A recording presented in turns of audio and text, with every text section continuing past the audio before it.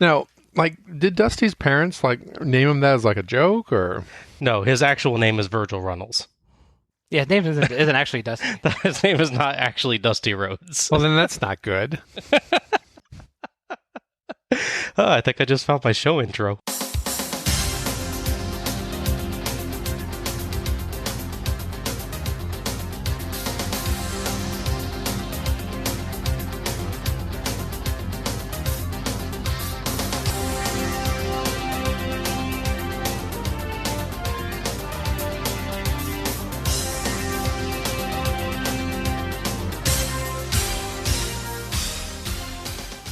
Hello everyone, and welcome to Let's Go to the Ring, where we take a look at the good old days, and not so good old days, of World Championship Wrestling, series by series. I'm your host, Bob Moore, wearing an Alec Pridgeon jacket, and I'm here with Alec Pridgeon wearing a John Mullins jacket. I have good fashion taste, what can I say? And John Mullins wearing a Bob Moore jacket. We won't talk about it. Tonight, we're taking a look at Starrcade 96, not your typical warm, fuzzy holiday special. As opposed to last year's show, which does definitely that. It was full of tribbles. Yeah. I did not get this subtitle. It's weird. Starrcade 96 was held on December 29th, 1996, at the Nashville Municipal Auditorium in Nashville, Tennessee, in front of a sold-out crowd of 9,030 fans, 8,327 paid. It received about 240,000 pay-per-view buys. That's the largest amount yet for a Starrcade, and it's actually about 65,000 over the next highest amount, Starrcade 90's 175,000. There you go. Put another way, if you combine Starrcade 94 and Starrcade 95's pay-per-view buys, that's 140,000 and 95,000 respectively, you wouldn't quite reach Starrcade 96's 240,000. So yeah, they're doing quite well. Yeah. If Hogan wasn't on a 94 show, that would be all the case he would need to prove how successful he was. Like, look at these two previous shows, almost as good as my show. Yeah. In fact, WCW is currently smack in the middle of its famous winning streak over the WWF in Monday Night TV ratings. A set of victories which started with the WCW Monday Nitro, June 17th, 1996, and ended with WWF Raw's first victory in nearly 2 years, on April 13th, 1998. So, quite a long, hot streak for WCW that we're near the beginning of at this point. Almost enough to name an entire show after. And, by the way, if you think that this pay-per-view total is big, just wait for next year's. Why? Because it's really, really good. No, seriously, like, the amount that it went up this year over 95, not even close. It will blow your mind, the difference between this year and next year. Two of wrestling's biggest icons lock up in this all-important reunion. Hollywood Hogan. You got a real big problem, my friend. Versus Roddy Piper. I'm the only guy you have never able to beat. As they say under the big top, it's showtime! Hogan leads the NWO. We are going to build a dynasty. Piper walks alone. I am not with the WCW. I am not with the NWO. I'm Roddy Piper. Hollywood Hogan. Piper, I'm gonna break you in half. Versus Roddy Piper. No surrender! No retreat! At Starrcade, the granddaddy of them all. We open with a video package covering the main event for tonight's show. Roddy Piper returning to WCW to face Hollywood Hogan, leader of the NWO. Wait, the NWO? What's that? Yeah, we kind of jumped ahead, didn't we? Yeah. We've skipped a lot. I mean, this is one of the weird things about doing the show this way. When there's a major storyline that happens midway through the year, we're skipping over it at the moment. We're going to see the beginnings of this later. But normally we like to focus more on the storyline immediately leading up to a show, but in this case, this is so huge, I feel like I need to go back a little bit and actually lead up to this a little. It supersedes like 4 of the 8 matches practically. Yeah. So a lot happened in 1996, and WCW has almost entirely changed as a company. At Bash at the Beach 1996, there was a 3 versus 3 match pitting WCW wrestlers Sting, Savage, and Luger against men called The Outsiders, Kevin Nash, and Scott Hall, who had until recently been employed by the WWF as Diesel and Razor Ramon, respectively, and had come to prove their superiority over WCW. That's who it is. I knew it was Razor Ramon, but I forgot what they called him in the show. Yep. The Jerry curl, or the grease, or whatever. Yep. Incidentally, we almost saw both of them earlier. That's true. On, I believe it was 91, the first Battle Bowl. Yeah. We were promised they won't be on the show. But Hall was injured and Nash was just not there, I guess. Hall got to hang on the back with his arm in a sling and wearing a Speedo. That's right. He just normal wear around the house. Now, I don't know if this will make the final cut, but when they announce them back to back, it almost sounds like they're saying Hall and They're just letting you know. Yeah, true. That's true. I didn't know if that was intentional. I thought it was hilarious. That did sound like that. I can hear it now. Like it's all I'm going to hear it now. Yep. You're welcome. The Outsiders began the match without their third man, his identity still a mystery. But late in the match, the third man arrived. Hulk Hogan. With the crowd raining trash on the ring over this betrayal, Hogan dubbed himself, Hall, and Nash the New World Order of Wrestling. Hogan, now going by Hollywood Hogan, took the world title from the Giant at Hog Wild 1996. Since then, Hogan and the NWO have added more wrestlers and staff to their ranks, including, recently, WCW Executive Vice President Eric Bischoff, which gave them significant power within WCW itself. Also, kind of oddly, they added the Giant, despite Hogan winning the title off of him not long prior. There's one other major change, this time regarding Sting.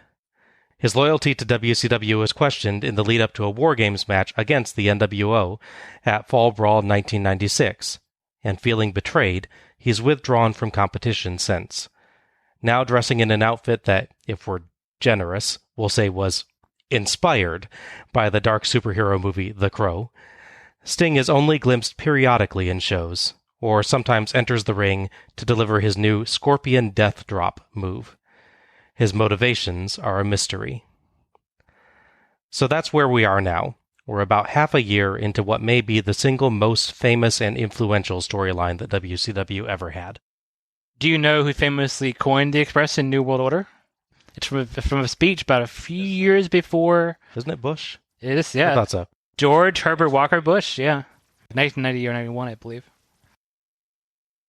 Tony Schiavone yells over massive amounts of fireworks to welcome us to Starrcade, and builds up Match of the Decade, Piper vs. Hogan, as he introduces his co-host, Dusty Rhodes, so cool he wears sunglasses indoors, and Bobby the Brain Heenan. Dusty calls Piper vs. Hogan the match of the century. That was a quick upgrade. Heenan says that Hogan has never defeated Piper, and he won't do it tonight. I got curious, so I looked this up in CageMatch.net's rivalries database. Mm-hmm. There were several singles match victories for Hogan over Piper, but all but one were recorded as disqualification or countout. Correct. So, yeah, as far as I can tell, Hogan has at this point solidly beaten Piper one-on-one once. All told, that's one of the smaller wrestling exaggerations then. The trade-off is that there's no point, unless you can have one I missed, where Piper beats Hogan. That's true. So it's not like the version we'll see later where it's like, I beat you before and now I'm back. Right. It's just, you couldn't beat me in a very limited technical view of things, and I'm here to fight you again. Yeah. It's still impressive. Mm-hmm. Yeah, I was expecting it to be a much bigger lie than it was. Ironically, the brawl to end it all ends in a DQ, I believe, or a count out. Famous show they ran on MTV in the 80s during the rock and wrestling period. So in fact, ended nothing. Given that we're here now covering a show 10 years later. Yeah. Clearly, it took care of everything. Also, this is a really interesting element of the NWO era. Bobby Heenan, who generally cheers on heels and makes excuses for them, has not changed his views on Hogan one bit. He hated Hogan as a face, and he still hates him as a heel. I really love that consistency in his character. Mm-hmm. That's a neat story element. It'd be an intriguing thing if it ever come up. If it doesn't, if somehow Flair ever joined the NWO, like how would his loyalties work? Oh my gosh, I really want to see that. He would just explode. That's wow. What he would have done. Yeah. It's time for our first match, so let's go to the ring. Our first match is Ultimo Dragon with Sonny Ono versus Dean Malenko, and it's titles, plural, versus title for Ultimo Dragon's J-Crown and Dean Malenko's WCW Cruiserweight Championship. The referee for this match is Scott Dickinson. In August, in Japan, Jushin Liger came up with the idea of unifying all of the light heavyweight and or welterweight, cruiserweight, whatever terminology you would use, titles together so they can sort of do branded business together. So you'd have one champion, the way the NWA had Ric Flair, who would come in your territory and so on and so forth. They held a big tournament where basically every one of the champions, all 8 of them, entered it, and whoever won got all the belts. Ended up being Dragon, obviously, as we see him now at this point, though he doesn't actually win the tournament. Great Sasuke actually wins the tournament, but never shows up on WCW TV as far as I know. Yeah, and then Dragon wins the titles collectively from him later, right? Correct. Okay. So yes, the J-Crown Octuple Unified Championship was established August 5th, 1996, and there's 8 different junior heavyweight or cruiserweight titles from different organizations included in it. So it includes the British Commonwealth Junior Heavyweight Championship, the IWGP Junior Heavyweight Championship, the NWA World Junior Heavyweight Championship, the NWA World Welterweight Championship, the UWA World Junior Light Heavyweight Championship. Good gosh, there's a lot of descriptors in that one. Oh, yeah. The WAR International Junior Heavyweight Championship, the WWA World Junior Light Heavyweight Championship, and the WWF Light Heavyweight Championship. I know it had 3 countries, but that's crazy. So yes, you may have noticed that last one. Mm-hmm. The J-Crown includes the WWF Light Heavyweight Championship, and is being defended on a WCW show. So apparently here's what happened. The WWF had created the belt in 1981 for the Universal Wrestling Association, based in Mexico, as a partnership, then basically forgot about it. Pretty much, yeah. It ended up in the hands of Michinoku Pro Wrestling in 1995 in Japan. In November 1997, the WWF would eventually decide to bring back that old light heavyweight title, realize where it was, and tell the current J-Crown holder at that time, Shinjiro Otani, he of the amazing springboard moves last year, to send it back. He did so on November 5th, 1997, leading to the J-Crown's retirement as Otani also vacated the other belts, except for the IWGP Junior Heavyweight Championship. I also kind of find it a little interesting that there's NWA titles in there, given that WCW left them a while back. Yeah, that's true. Well, in fact, NWA has 2 different belts as well. That's true, yeah. Boxing is where most of the weight division stuff is from. So I'm sure there's some minor technical note of, like, one is up to, like, say, 195 pounds, one up to 215 or something, but it seems silly that there's a welterweight and a junior heavyweight. Yeah. Incidentally, during this time, Ultimo Dragon is also recognized as holding the NWA World Middleweight Championship, though it appears he wasn't actively defending it at this time, and it was not part of the J-Crown. So all told, that means that Dragon is the holder of 9 titles at the start of this match. Dragon, wearing sparkling green with an awesome mask and cape, and Sonny Ono come down to the ring, with Ono carrying some of Dragon's ridiculous number of titles. It's an amazing shot with all those belts out there. Mm-hmm. Dragon blows mist upon entering. How is it possible that the entire WCW versus New Japan show went by without that, but we get it like 4 minutes into this show? Making up for lost time, clearly. I guess so. Clean air laws. Malenko comes down to his intimidating JRPG Evil Empire music with only 1 belt, Tony brings up Malenko's nicknames, the Man of 1,000 Holds and the Iceman, and offers Iron Mike Tenay a seat between him and Bobby Heenan to help them call the match. Not that we're actually shown this, mind you. No. I'm still not clear whether Mike Tenay even actually physically exists at He this definitely says, I'm going to put him between me and Heenan. So, And I doubt he was talking about, a laptop with a good Wi-Fi connection at this period. So I don't know, They didn't really cut to the announcers during the match, do they? No, not in this show. I can't recall them ever doing that. That was something they would do in the past sometimes. It's very strange. Well, definitely on like a weekday show, they would do that too. Yeah. Oh, yeah. On Nitro, yeah. They would cut to them. They would talk to the camera directly. They do it at least a couple times in the previous show. Mm-hmm. Oh, yeah. That's something we've seen before. Yeah, but they can get more celebrities to sit with them if they never cut to them. Extremely smooth holds to start, with some acrobatic escapes. Ono says that Malenko has no chance, and wonders what he should do with the extra belt. He decides he'll use it to hold up his pants. Okay. Feels like he had the start of a joke, and then the camera just kind of stayed on him, so he suddenly had to think of the punchline. Yeah, pretty much. We get Go, Dean, Go chants. Dragon hits kicks, and Tony and Heenan note their force. More smooth sequences of holds by Malenko, but Dragon fires back with strikes and a nice snap suplex for 2. We get a weird moment as the announcers argue over Tony calling Dragon's half crab kind of a half crab. It goes on for quite a while. Aren't that weird pedantic? Yeah. They pick up the pace, moving swiftly about the ring. Dragon dives over a Malenko monkey flip attempt and lands more kicks, but Malenko counters a whip into the corner and throws Dragon to the apron, then knocks him to the floor with a nasty forearm shot, only for Dragon to dodge his baseball slide and land a kick and slam to the floor. Great spot as Dragon goes back in to dive, but notices Malenko dodging, so he backflips off the ropes, then dives right out onto Malenko when Malenko thinks he's safe. I love that bit. Mm-hmm. Nice. Takes them both out for a second, too. Yeah. The announcers note they actually knock heads during it. Oh, yeah. Yeah.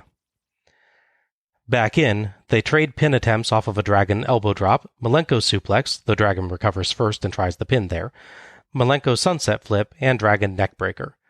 Tenay talks up Dragon's Asai Moonsault, a move named after his real name, Yoshihiro Asai. And not the berry, sorry. Malenko gets 2 off a released German suplex, as Heenan advises him to hook the trunks next time. He's wanted to be helpful. Yeah, the Dusty and Tony, no. Malenko gets a single leg lock, but Dragon reaches the ropes, so Malenko breaks the hold, drags him back to the center, and slaps the hold right back on. Nice. Malenko continues working Dragon's legs. Malenko dodges a handspring elbow, Dragon counters a corner charge with a boot, and Malenko counters a charging Dragon with a power slam. Malenko's unable to cover, though. We get big moves now. Dragon with a spinning wheel kick and powerbomb for 2, and Malenko counters a tombstone piledriver into his own for 2 3/4. Malenko tries his Texas cloverleaf hold, but Dragon gets the ropes before he can lock it in. Lucky. Mm-hmm. The announcers nicely build up that Dragon's been scouting Malenko for the past few weeks, so he's become very familiar with how he puts that hold on, and recognized it immediately and just dashed for the ropes. Yeah, his transition to that hold is so quick. Yeah, it's very nice. Beautiful Malenko double underhook powerbomb for 2. Malenko tries to crossbody both out, but Dragon doesn't fall with him, rolling out afterwards. Couldn't tell if that was a botch or what they intended, honestly. It's a tricky move, it's hard to say, yeah. Dragon hits the Asai moonsault from the apron to the floor, and Tenay makes sure to point out that's the move he mentioned before. Dusty and Tony point out that neither man wants a count-out here, as both have belts to win, which I thought was a nice point. True. Back in, Malenko dodges a moonsault, and Dragon hurts his knee, so Malenko locks in the Texas cloverleaf to massive cheers. Ono gets up on the apron, so Malenko breaks the hold to go after him, and Dragon rolls Malenko up for 1, 2, kick out. I swear I thought that was going to be it at the time. It was really close. Yeah. Malenko brainbuster for 2 9/10. But Dragon flips out of another. Dragon counters a Malenko charge into a Dragon suplex attempt, but Malenko twists around into his own, but Dragon drops down and rolls back, and Malenko goes to whip him up by the legs, but momentarily stumbles and leans on Dragon, so the ref nicely covers by counting 2 for that. Malenko whips Dragon up by the legs, but Dragon slips free and gets a Tiger suplex for the 3 count and the win. Even Dragon can't believe he's won, as Ono celebrates with him. So following this victory, Ultimo Dragon is the holder of 10 titles. By my understanding, that is still the record for the most simultaneous championship reigns by a single wrestler. Yeah. WCW only acknowledges 9 here, as ignoring, I assume, the NWA World Middleweight Championship. Thoughts on this one? It's a really good one. The thing about it is that it's very technical. There are so many holds, so many suplexes and moves like that. Everything feels very natural with them. I can't remember if I commented if they've wrestled before, but they must have at some point. You can tell first-time performances, even with really good wrestlers, like we see later in the show, versus more experienced combatants where they go against each other several times. Those subtleties they pick up wrestling with somebody, you do that better. So it definitely feels like it's not their first match, but I'm pretty sure it's not. Well, I was worried going into it. I know the match from rotation is very good. I mean, it's Dragon and Malenko. How is it not going to be good? Yeah. Unless somehow they're both completely wasted, I can't imagine them as Then it's better. True. There you go. It's just different, nothing else. Would he be the Ultimo Drunken then? Yeah. The man of 1,000 beers. But I was worried watching this match, going into it thinking, is that would they hold the crowd? Because there's a lot of technical holds, there's a lot of submission attempts. But thankfully they bring in enough strikes, and then we'll see Dragon, a lot of flying moves without it being like a high-flying spectacle per se. So it's enough that the crowd reacts to everything. Yeah. There is one dude in the crowd. Yes. Briefly yells out, "Boring." Yeah, you caught that too? No, and I thought it was the main guy that I keep on watching throughout all the matches, and he's in a gray shirt with horizontal stripes that's leading the charge for everything. He's a one-man wave. He is up and cheering before anyone else. And there's a few in the back, but he's active in every single pin or whatever throughout the whole thing. And I watched him quite a bit during the show. Good. Everything else, yeah, the crowd is super hot for this one. Yes. A lot of close calls. Oh, calls. yeah. My basic summary is it's really strong, really tactical, and they really nail the drama of it. Because some of these matches can be dry. I hate to pick on good matches too much per se, but then that match we had with Masahiro Chono and Great Muta, I had such high hopes for it, and it is really well done, but it's just, I got nothing from the matches. There's no drama for me. There's just people doing holds on each other. Yeah. That's the sort of thing attributed to Malenko, I think mostly falsely, because his whole character is not being really dramatic. But he does actually show good drama and good energy in this match, so it's definitely a good showcase of both of them, I would say. And possibly the strongest opener, but yeah, doesn't compare everything. Yeah, it's a good opener, definitely. Definitely up there. Yeah, I agree. This is a very strong opener. I know the 95, I was happy to have a quick one or something that wasn't drawn out or anything, but there was about 20 minutes in this match. Maybe 18 once you count the intros and everything, but it was a long match, and I didn't mind that at all. Lots of reversals. I got some newfound respect for Malenko. Ultimo Dragon was awesome. I like the one bit where they get out of a hold and they do a little backflip and move, and then Malenko does the exact same thing back. Oh yeah, that was cool. I thought that was a good exchange. Perfect amount of groundwork, rope work, inside, outside. It was all over the place, and there was some holds here and there. Not that it was boring or whatever, but there was no bear hug boring. No. And they did have a little bit of narrative.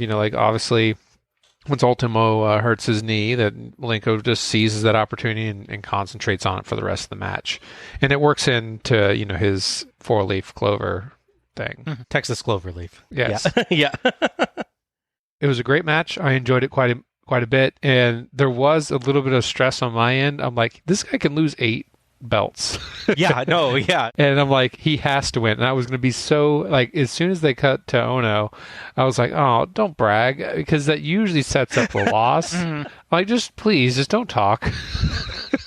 Like, we got that in the bag. Oh, no. Yeah. There you go. His name. Yeah. Yeah, I'm with you. There were so many moments in this one where I was like, oh my gosh, that's got to be it. And it wasn't, but it didn't feel disappointing when it got to the end. It didn't feel like an underwhelming finish like the Kanemoto match last year. I kept on waiting for the crowd to not react, but that never happened. No, it was up, down. Just they were getting as much exercise out in the crowd as the two combatants. I think it's the brain buster where, it gets like 2 9/10 and the crowd all like launches to their feet thinking that he's won and then realizes, and like you could see the like air go out of him for a moment. It was really neat. Yeah. Well, I was really happy that Ultimo won. It would be so like messed up if he lost eight belts, and then I'd have to like figure out where they go, like later on. And I'm glad they didn't do that. I think it also opens up a redemption match where there's like only one belt on the line kind of thing, and they could try to get it back. But great match. I enjoyed it quite a bit. I think it sets an awesome tone for 96. Yeah. What a match.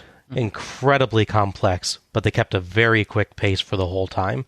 They had loads of creative holds and transitions between both of them, intermixed with Dragon's excellent kicks and some impressive acrobatic work that you guys were mentioning, and very clever spots.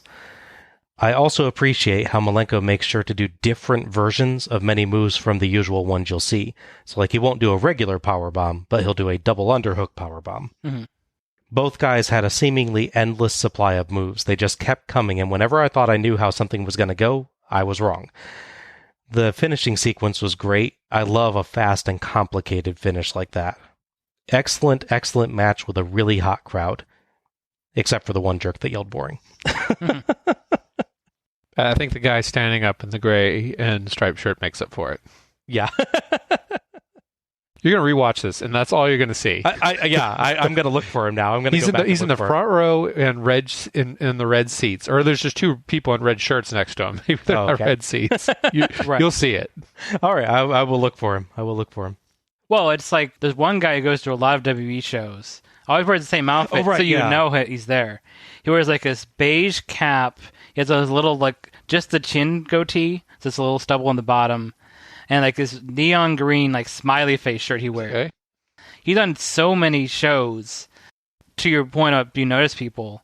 I watched the first of AEW shows, what part of it anyways. And on the hard camera, who do I see? Green shirt guy. I'm like, oh no, you betrayed them. Random guy, I don't know. That's funny. I definitely know you feel like one guy. Yeah, it's great when the crowd is effectively part of the show, and that you definitely get that feeling tonight.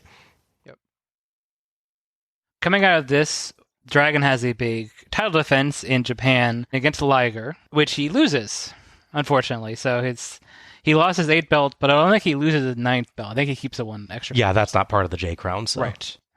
And to record, that match is in January. Of course. There is a rematch between Dean Malenko and Ultimo Dragon. However, it's not a pay-per-view like I was looking into. Mm-hmm. Because January show was something much worse than they put on that. Yeah. So instead, at Clash of Champions, you get the rematch. Oh, okay. Where Dragon comes in with now officially just the WWE Cruiserweight title against Malenko, who wins it back. All right. Also in January. Yep. So yeah. Not a good January for the Dragon. No. But a very good December. Yes. His next appearance is on Super Brawl in a dark match. So he goes from opening Starrcade with 8 title belts to a dark match with no title belts in a month and a half. All right. Sadly, a bit of a fall for him. Yep. We go right to the next match. Yes. No messing around on this show. So our second match is Akira Hokuto with Sonny Ono and Kensuke Sasaki versus Medusa to establish the inaugural WCW Women's Heavyweight Champion. The referee for this match is Mirror Universe Nick Patrick. Yes, pretty much. He's got a nice goatee going on there. Weird Al hair too, like if it was trimmed. Oh, I thought you were talking about me. I was confused. No, You're just Al. Well, I thought We Weird already know Al you're here. weird. Yes. Okay. Actually, before the show we just covered, Starrcade 95, famously in October of 95, they bring in Medusa, who still holds the WWF Women's Championship. Mm-hmm. She shows up, walk up to the booth when they're actually filming the booth, and complains about how bad the belt is and dumps in the trash, which basically got her blacklisted in WWF until like 3 years ago. Yeah. Huh. Following this big TV moment and bringing her in, they did nothing. There's no women's division at all in WCW at this point in 95. Going into 96, there's still not one. They finally started giving her matches. She has a series of matches 96 against people like Bull Nakano, but there's no title they're fighting for. It's not until November where they decide, okay, maybe we should have a title, given that we brought her in specifically because she left the company who was not supporting the title she had. Yeah, maybe we should do that, I guess. Yeah. So they hold an 8-woman tournament, which is 7 women from Gaia, a Japanese wrestling promotion, and Medusa. Okay. So yeah, this is a cross-promotional belt, kind of like WWF's belt was initially. I got the sense that this was like inspired. I mean, this is pretty progressive for WCW, so I thought this was going to be inspired from Japan. And now that you said that, that is confirmed, like 100%. Yeah, Gaia is an all-female, or was, I think it's not running anymore, all-female Japanese wrestling promotion. No, I think that's great. No, yeah, absolutely. Yeah. Hakuto works for them, yeah. I mean, there's a lot more thought into her, costume and everything else, and her personality. Oh my gosh, yeah. And Medusa, I'm like, there is no Greek inspiration. Her name might as well be Mad USA. That's actually, I should let you know, her name is a shortening of Made in the USA. Oh, I thought it was That's Mad. literally, yeah. Mad, like she's angry. Yeah, it's confusing. Okay. Didn't turn anyone to stone is really disappointing. Yeah. -5 stars. It is. So the next match, oh, sorry. Yeah. Oh, yeah, turn to stone. So, like Al said, this is the final match in a tournament meant to crown the WCW Women's Heavyweight Champion. In starting matchups, Medusa beat Reina Yabuki, Zero beat Malia Hosaka, Kaoru beat Sonoko Kato, and Akira Hokuto beat Miyako Satomura. In the semifinals, Medusa beat Zero, and Akira Hokuto beat Kaoru. So, Al, what's slightly strange about all this? The woman that Medusa beats in their first round match is Akira Hokuto wearing a mask. So it's not really 7. It's 6 with one of them being twice. Yes. 6 different women, basically. Yes. So yeah, Reina Yabuki is Akira Hokuto wrestling in a mask. This was apparently, from what I've been understanding, an actual alternate gimmick that she just regularly did. Correct. Yeah. Oh. So yeah, Hokuto as Reina lost to Medusa, then wrestled unmasked to beat Miyako Satomura and Kaoru to earn her way here. So I kind of wonder what would have happened if Reina had beaten Medusa in Zero. Would they have put somebody else under the mask so she could face Akira? No, one wouldn't show up and they'd win by default. There you go. That is the WCW booking way, John. Yes. Hokuto has an amazing sparkly white and gold outfit with weird gas mask and wild white wig that I can only describe as post-apocalyptic bridal wear. Yes.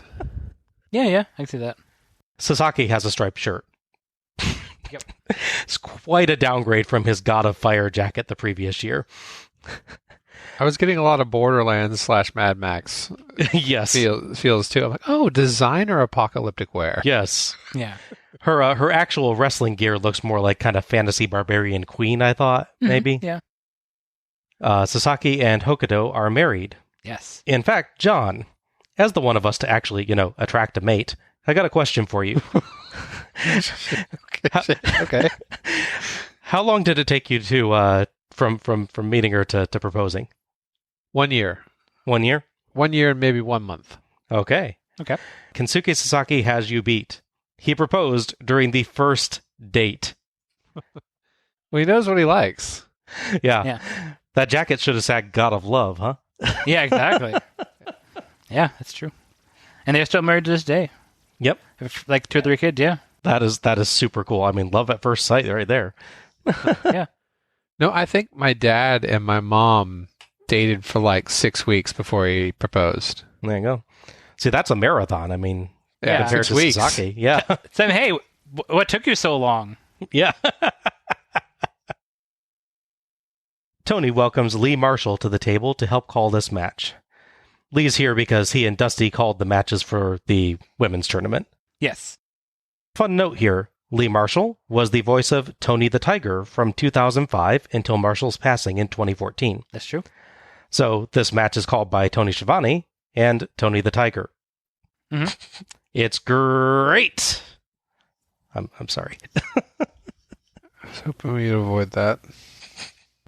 Could you detect in his voice, John? Did it sound familiar? Yes. Yeah. It's like when the guy's on Random 911. When you find out he used the voice of the Taco Bell Chihuahua, you're like, oh, now I hear it. Medusa has a sparkly America outfit and U.S. flag. It kind of made me think of American Gladiators. Well, my first thought is that she took the flag that Sting left backstage a year ago. Yeah, there Men's you go. match. Yeah. Also against Sasaki, by the way. A good point. Yeah. Yeah. Bob, you just unlocked a part of my brain that I forgot about. Like I forgot American Gladiators came back, and I just watched like 3 of them, and that is not good. I'm fearful of tennis balls now. Yeah. But yeah, I see that now totally. Yep. Yeah. Very familiar looking outfit there. It'd be Blast. They all have names like that. Jazz wasn't one of them. Jazz, something like that. That's an Autobot. Yeah. Yeah. I get American Gladiators and Transformers confused all the time. You know. It's the sound effects. Hokuto ambushes Medusa as she poses on the turnbuckle and flings her to the mat. Hokuto hurls Medusa around the ring by her hair, and Ono cuts off a Medusa comeback with a trip. Dusty points out that Sasaki gets in Ono's face for that. Hokuto drags Medusa up in the corner for a suspended choke. Ow. Yeah. Tony and Dusty are aghast that Nick Patrick is the ref here, as they're sure he is a member of the NWO. Not Nick Patrick, I won't believe it. I mean, come on. He is the most honorable referee. Haven't we always said that? You keep Slander. saying it. Yeah. Slander, I tell you. Slander. Medusa counters a Hokuto top rope move with a handstand head scissors, but Hokuto knocks her down and chokes her on the ropes by standing on her shoulders. Impressive balance there. Before getting a scorpion deathlock. I guess she figured we'd miss it with Sting hanging out in the rafters these days. She transitions to an STF and then to foot biting. As Dusty says, she's a heathen on a foot. I don't know, it seems like biting a boot would be tougher on your own teeth, actually. I would think so. Yeah. Unless your Jaws from James Bond movie. Yeah, well, yeah. No. And Medusa actually has the same wrestling shoes that I wore when I wrestled. Really? Yeah, same Asics, blue. Yep. That's cool. Kinda. Yeah, yeah.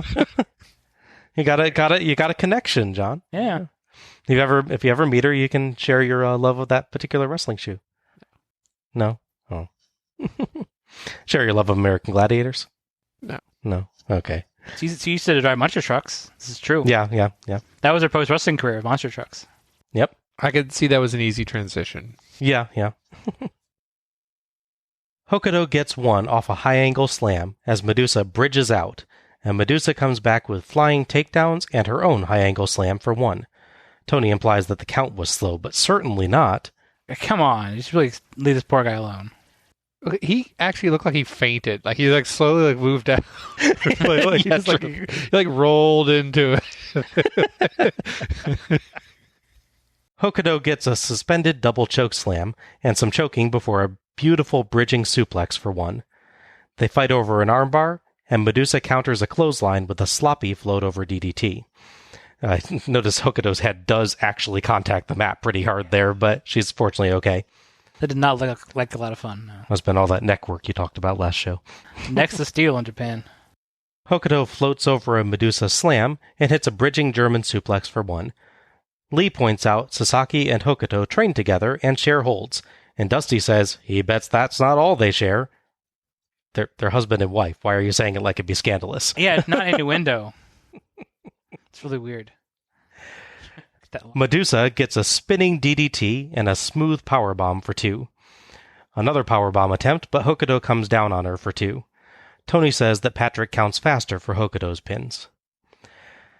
Hokuto gets a nice German suplex for 2 and a superplex for 2, but goes up too slowly and Medusa dropkicks her to the floor.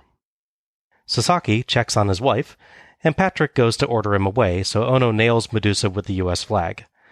Hokuto hits a missile dropkick from the top turnbuckle.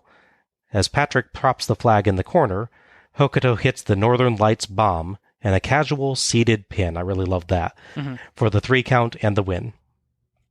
Heenan points out that Japan's wrestlers are up over WCW's 2-0, so I guess this is kind of an unofficial second World Cup of Wrestling. I was getting that. Yeah. Yeah. Sasaki checks on Hokuto as Ono takes the US flag and seems about to attack Medusa, but Sasaki comes over and knocks the flag away, so Ono quickly scampers over to celebrate with Hokuto. Is this our first women's match? Yes. Yes. Oh, that's a sad statistic, isn't it? Yes. 14 episodes in? Yeah. I can't remember if I covered it or not in the inaugural episode, because who can remember that far back? The NWA had a women's championship around that time period, like 82, 83. However, Vince McMahon bought up the contract of said women's champion, who also literally owned the belt, and they just left NWA, and they're like, wow. We're good, and didn't bother. Hardball already there. Yeah. They just never bothered to make another title for like 12 years. Wow. I thought this was a great follow-up. You know, like, again, I said this was very progressive, and I thought that it was an awesome start. First 2 matches. Mm-hmm. I really enjoyed it. I actually kind of liked that her husband was there to support her. Usually you have some henchmen or yeah, or everything, and Ono was a little subdued in this one. He wasn't bragging the whole time, so it was like, okay, there's still a good chance that Japan can still come up ahead. Yeah. I don't understand why Nick Patrick would come across the flag and think it's totally fine to... Like, well, yeah, that was a little weird. He was like, oh, why is this here? I think he was just covering for, it's supposed to be out of the ring by now. Yeah. It was a good match. I was surprised at how many moves you could do while pulling someone's hair, which I was a little annoyed with, actually. I was like, this is not good. I was worried for their necks. Not Akira's neck, though, because network. Yeah. Clearly. I did like the opening ones, though, where she's flinging her by her hair across the ring, just because Akira Hokuto is the loudest wrestler in the universe at that point. Mm-hmm. It's like just howling, crazed there. Akira's selling. Yeah. Yes. She was louder than Luger ever is, actually. Mm-hmm, yeah. Which is amazing. I'm a little more mixed on this match than you are. The thing for me is it's 2 different things going on in the match. So half the time they'll be doing really good moves like the finish with the dropkick and the Northern Lights bomb. Like they did a suplex or whatever off the turnbuckle at the top with both of them. I thought that was really done really well. Right. So there's moves like that look really good, but then there's stuff that's just kind of awkward. Like a lot of the hair pulling, some of it looked good, but some of it was a little awkward. I would say that they didn't work together, but obviously they wrestled at least once with each other. Assuming Medusa didn't realize that was her the whole time. But trust me, maybe she didn't. So it kind of felt like the awkwardness you get in first matches when it's not covered well enough for me.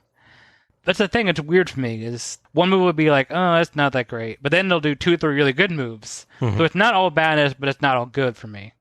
Okay. So I came into wrestling after this, almost all the WWE shows, and ended.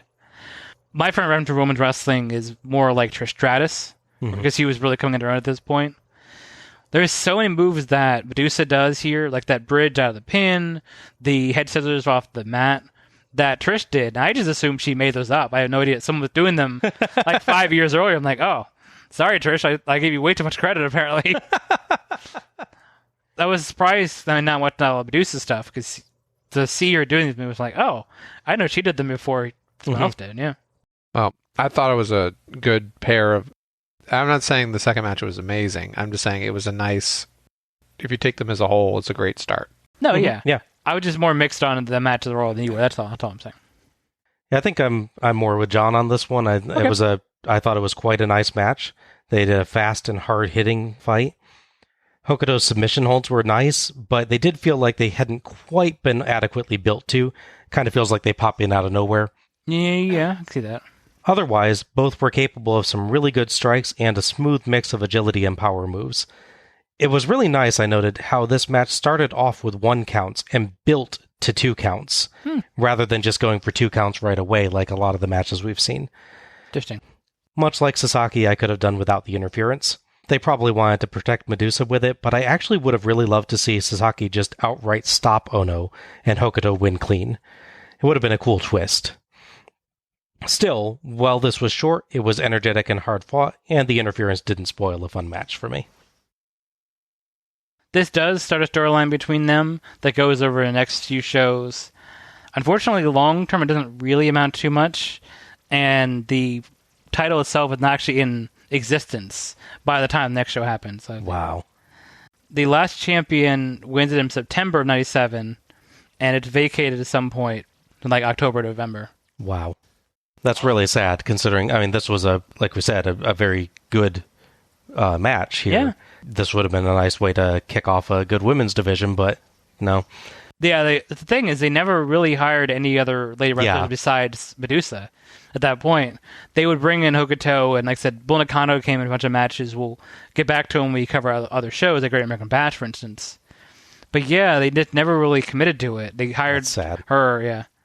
Well, they have a lot of entourages. Couldn't they have gotten them involved? That happens occasionally in wrestling, and it varies in how well it happens. There's a lot of clear build-up to something big with her coming in and dumping the title in the trash, but they really don't follow it up. Yeah, considering she literally burns her relationship with the other wrestling company to come in for them, you'd think that they would have done try, that with her. Yeah. It's a shame. They would later make the WCW Women's Cruiserweight Championship. Okay. Which is even more obscure than this belt. Because this belt was, as obviously seen, defended on pay-per-view, whereas the other one was not. Okay. Never defended once in America. And Medusa's not involved in that either. We see a clip of Diamond Dallas Page answering questions at WCWWrestling.com and blowing smoke in the face of a guy running the computer. Tony says DDP is a bum. I'll say we also get a quick glimpse of Mark Madden in the corner of the frame. True. Yeah. A face you'll fortunately see a lot more of by the end of the series, and you'll not be happy about it. That's all I will say. We go backstage to Gene Okerlund, who says some call the upcoming Hogan vs. Piper match of the decade, but he calls it match of the century. Decide, guys. I couldn't help but notice yellow tape on a locker, marking it as private for WCW only. What, that specific locker? Mm-hmm. Okay. Is that the one they've got set aside just in case Vader comes back and wants to punch a locker? You should have that. Be prepared. That's a good idea, yeah. Gene brings in Roddy Piper. Here comes the insanity. Gentlemen, I thank you very much. We are back in the locker room area tonight, the big main event. Some are calling it the match of the decade. I've got to say, it is the match of the century. From the NWO, Hulk Hogan will be facing my guest at this time in the role of challenger. He's done that many times over the years when I've covered him. Roddy Piper, welcome to Music City, USA. It seems like we get together traditionally at this time of the year, one reason or another, but tonight, I guess much more important. Since you arrived at Halloween Havoc, you have made your intentions perfectly clear. You're standing on your own ground, not for World Championship Wrestling, but for Roddy Piper, and Hogan has really done it this time. He has stirred up a hornet's nest. I gotta tell you, Music City, USA, I sing like a bird, like a vulture. And people telling me, oh, you're gonna kick Hogan's butt, it's gonna be no problem. Are you kidding? He's 6'7", 270 pounds. I'm a midget. Sky Lolo, me, right there, baby. He says, with Hogan, gonna be a walk in the park. Jurassic Park, honey. Have you seen this guy? Have you seen what he's thinking? I have. I don't listen to him. I just look at him. I watch that big dumb mug. He's perfectly suntanned. I watched him come in the limousine, the long Volkswagen, and here he comes, and here it is, the match of the icons. Not wound up yet, but I'm getting there. There's plenty, folks, icons. thing that's been kind of POing me is like, we are the only icons ever in the whole history of the sport of professional wrestling. There's a man out there that about, from 77 to the rest of the time was in a Dusty Rhodes, the American Dream. There's the guy Strangler Lewis. Couple of folks heard of him. Guy George Gorgeous George. Couple of folks heard of him. And then there's this big mountain Hogan. You know, when I was a little kid, I wanted to be something. I said, I want to be something. Give me an instrument. They gave me the bagpipes and a dress. I'm the one that can call it a dress. You know why? Because I'm tough enough to. I went with that. What am I going to do? A piano? Hard to carry in a parade, brother. Hard to carry. My whole life has been hard. 6 kids I've had to feed. My whole life has been hard. I left home when I was 13. You think I'm going to give up? Not a chance. Of course, it's the season tidings. That was tidings in reverse. No, it wasn't. And they say it's better to give than receive. No! This will not be a problem. You see, if you take Hogan's eagle, did I say Hogan's? Hogan's eagle, what's her name? Roseanne Barr's bra cup, put it on his head, it's a yarmulke. See you later. Wait a minute, Roddy, don't go away. I've got to ask you this in closing. What about the hip? Piper hops on one foot out of shot. Let's get you back to the ring. Piper's artificial hip, replaced due to the wear and tear of a lifetime of wrestling, had been the subject of taunts from the NWO earlier, and they exposed his surgical scar during a beatdown. They famously referred to him as Peg Leg Pete. Yeah. Bonkers promo here. I think it was 3 promos. Yeah. It was a lot of fun, though, I think. Yeah. Someone clearly told him, okay, so Savage is not going to be here, so you got to do your promo and Savage's together. Yeah. He is wild and he's all over the place, filled with manic energy.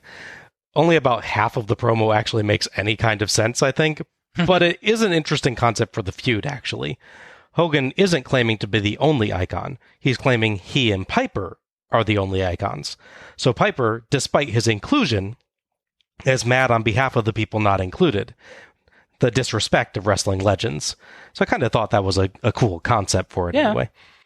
Piper does a good job building up Hogan's reach and strength advantages, but his own refusal to give up. So for me, there were weird lines here and there and a really weird ending. But he does a good job of just rattling through the promo, even past any flubs he makes, and I had fun with it. Yeah, no, it's, for better or for worse, it is truly a Piper promo. Yes. I'm like add qualifiers, good, bad, weird. Just there's a Piper promo, and that's what you get. Yes. I can go with that. He seemed to be like worked up, and then like he forgot to be worked up, and then there's like some trigger word that he said. He triggered himself.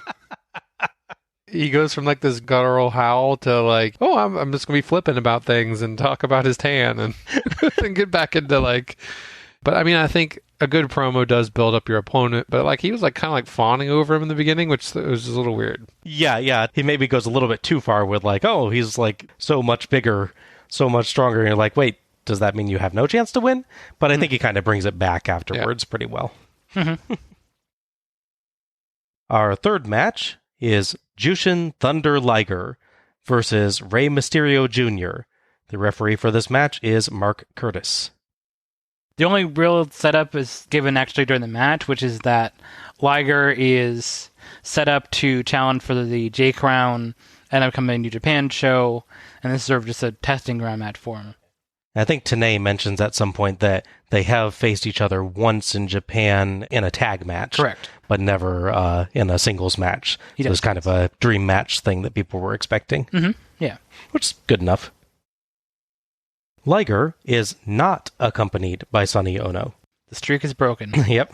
For matches involving Japanese wrestlers that we've seen, that's like 9 straight matches, right? That's correct, yeah. So to be clear, Sonny Ono has accompanied Japanese wrestlers on Starrcades for one less match than Ultimo Dragon now has belts. That's true, yeah. Yeah. Unless it depends on who you ask. Yeah, there you go. True.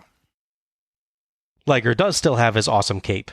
Mm-hmm. Rey Mysterio Jr. is the nephew of the original Rey Mysterio, who showed up on Starrcade 90 as part of the Pat O'Connor Memorial Tag Team Tournament and was variously referred to as Rey Mysterique or Rey Mysterioso. Tomato. I like that. So at least that's been ironed out for Mysterio Jr. Tenay joins us again for this one. We get a USA chant to start, and Liger complains to the ref, so the crowd changes to Go Ray Go. How obliging of them. Yeah. Handshake, and we're off. Liger proves the stronger immediately by shoving Mysterio hard into the corner, but Mysterio replies with a takedown and surfboard, only for Liger to reverse it, only for Mysterio to forward flip out of it and double kick Liger in the face. Fun bit as Liger shoulder blocks Mysterio down, but Mysterio kips up, so Liger drop kicks him right back down. Liger slam into an effortless stalling suplex. I'm sure it helped that Mysterio is small, but still, that looked good. Oh, yeah. Absolutely. Tenay mentions that Liger had a brain tumor removed in August 1996. Yeah. That's true, and Liger was actually wrestling again in September. Yeah. No joke. Out for like a month for brain surgery. Awesome. Yeah. Tony sounds about as oppressed as I was. Yeah. He also looks really bulky. Yes. Yeah, he's definitely put on a little bit weight, which I believe Dusty comments on later in the match. Yes. Liger continues to dominate with power. Liger powerbomb, but Mysterio counters another with a Hurricane Rana. Liger tries to counter a second, but Mysterio twists around and Hurricane Ranas him out over the ropes and falls on the apron himself. So DQ credit, I guess, for going over too. Yeah. I think that works. Mysterio tries a dive, but Liger dodges, so Mysterio whips around through the ropes and back into the ring, shades of his future 619 move. Yes. Mysterio tries to suplex Liger in, but Liger counters and dumps Mysterio to the floor, then powerbombs him on the floor mats. The announcers comment on Liger's new, more power-based style, and Dusty really nicely states how amazing it is that Liger's even here after what he went through. There's a trend in modern wrestling now to do a lot more stuff involving the ring apron. Mm-hmm. So many moves you can think of are done that way Or like now. powerbomb into the apron. Yes, which Kevin Owens obviously made famous in WWE. So when I'm watching this match with you and I rewatch it, even though especially the second time, I should know how the match goes. But I see him grabbing him near the apron and doing a powerbomb. I just assume he's going to hit powerbomb onto the apron. I'm like, oh, right, he didn't do that before. Yeah. So conditioned to expect that now. Back in, Liger bats aside a Mysterio top rope dropkick. Call the Z-Man. Dusty gets annoyed as Heenan ignores a comment about Liger's increased weight, so Heenan says, sure, he looks heavier than a minute ago. How's that? Liger tilt-a-whirl backbreaker into a suspended surfboard hold, but Ray won't give up. So Liger breaks the hold and catapults Mysterio to the mat and questions ref Mark Curtis. Mysterio gets a released German suplex and a standing moonsault for 2, then a DDT and seated springboard moonsault for another 2. Mysterio springboard dropkick and camel clutch. Mysterio springboard splash, but Liger catches him in midair with a dropkick for 2. Really, really nice timing there. Oh, yeah, absolutely. Liger gets a released German for 2 and a single leg crab, but Mysterio gets the ropes. Liger hits a dragon screw leg whip, and Dusty is in stitches at that move's name. Saying he's going to have to remember that. Hey, honey, what was that? Oh, that was the dragon screw leg whip. Yeah. Learning so much about Dusty's personal life I did not ever want to know. No. Liger hits a front flip kick in the corner, which Tenay calls the somersault capo kick. Yeah, I knew that, Dusty jokes. Mysterio hits a monkey flip and spinning wheel kick, then a reverse Hurricane Rana. Rapid acrobatic dodges, and Liger slides out, so Mysterio hits a springboard moonsault from the top rope to Liger on the floor. Tenay points out its similarity to the Asai moonsault, but 1 rope higher. It looks like Liger has to rush forward to break that fall. It looked like he overshot the pad. Oh, I could, yeah. And I could imagine it from obviously it was aimed the right way, but I was thinking also outside if Liger rushed forward a little bit to save. Yeah. Yeah, he definitely makes sure that he doesn't hit the concrete. I'm so glad that he hit Liger. Yes. We get a weird bit as Mysterio makes it back in at a count of 9, but Ref Curtis just stops counting, even though Liger's still outside. Heenan quickly covers by saying that Mysterio asked Curtis to stop counting as he didn't want to win that way. He just kind of gesture towards the ref. It's not like he just makes it at thin air, but it doesn't normally work like that. I was going to say, does the other wrestler get a say in that sort of thing? Yeah, not normally. Liger gets back to the apron, and Mysterio knocks him propped across the second rope, then springboard leg drops him for 2, as Liger gets a foot on the ropes. Liger dodges a second springboard leg drop, and hits a diving headbutt for 2 3/4. Liger is shocked. They trade strikes, and Liger goes up top. Mysterio tries a top rope Hurricane Rana, but Liger blocks and hits a front flip kick and the Liger bomb for 3. Mysterio is just a split second too slow to kick out. Japan 3, America nothing, Heenan says. Tony says goodbye to Tenay, and we're done with guest announcers for the show. Thoughts on this one? When I started watching wrestling, Mysterio was pretty well established. He was also, sadly, in his unmasked period, which is Bob's least favorite Mysterio period. Oh my gosh. We'll get into that more when they actually have that point. So I see him in that in the dying days of WCW. Then I see him come back when they essentially remasked him, which breaks all Lucha rules, but who cares? Going back further to seeing even younger Mysterio at this point. He has 2 tattoos? Yes. As opposed to now where he's 80% tattoo. He's almost more tattooed than human being at this point. It's really amazing to see that. Because as good as he honestly still is after 3 or 4 knee replacements and all this stuff, he's amazing to watch when he's that young and that quick. He's really more precise at this point as well. You would expect that that's what you would get better at with age, aiming things better for the most part. Except for maybe the dive where he goes not far enough, but generally speaking, he's way more precise with moves, like the landing of them here than he seems to be in Layer's career, which is interesting as well. Doesn't seem to go that way. If this really is the first Liger Mysterio match, not counting apparently a 30-second interaction, as they say, in the tag match, they cover that issue pretty well. Before, you can usually tell. You would not guess. No. You would not guess, no. My first thought, I thought the finish was a little spotty, but then rewatching it actually does flow better than I thought. My only critique would be maybe I'd wish that he just countered the Hurricane Rana into the Liger bomb just as in one move, but the sequence is really still all the same. He does a good job getting down off the turnbuckle and right into that flip kick too, which is nice. Yeah, absolutely. I was my first thought, I thought it looked a little awkward where he sort of hops off the ropes like he didn't mean to, but it absolutely does look 100% legitimate and intentional when he rewatched it. It's amazing to think how many moves Mysterio does that maybe aren't the first time we've seen them, but at least very rarely done. I mean, setting moonsault. Yeah. Who have we seen do that at any point? Nobody. Yeah. And for springboards, the only other guy I can think of that's done a lot of those was Otani last year. For me, Mysterio was pretty much on par with him as well. Yeah, he did a very, very nice job with those. I would say that's the same volume, though. But yeah, there's more variety to the move, I think, Mysterio does with it. Take nothing away from this amazing. He does the leg drop and the backflip moonsault off the ropes, too, which... One thing I'll say is it's telling that they do mention how Mysterio does the moonsault to the outside. And then also mention that he does one-up dragon, that he does the top rope and the middle rope. That says a lot about him as well, that he's just doing things slightly higher than everyone else is doing, even at this point in his career, which is pretty amazing. Hoping he would win, but I knew going into the setup that he couldn't, basically. Unless you're having him challenge Liger after that match he has with Dragon, you don't want to have him beat Liger at this point. Going into a title. Yeah, exactly. Yeah. I think I have lucha fever. I like masked fighters now. Oh, yeah. Starting out with Ultimo Dragon, I was like, okay, I got my fill. And now we got more. It was very weird to see Jushin Liger being the strength, the raw strength portion of the match. Oh, yeah.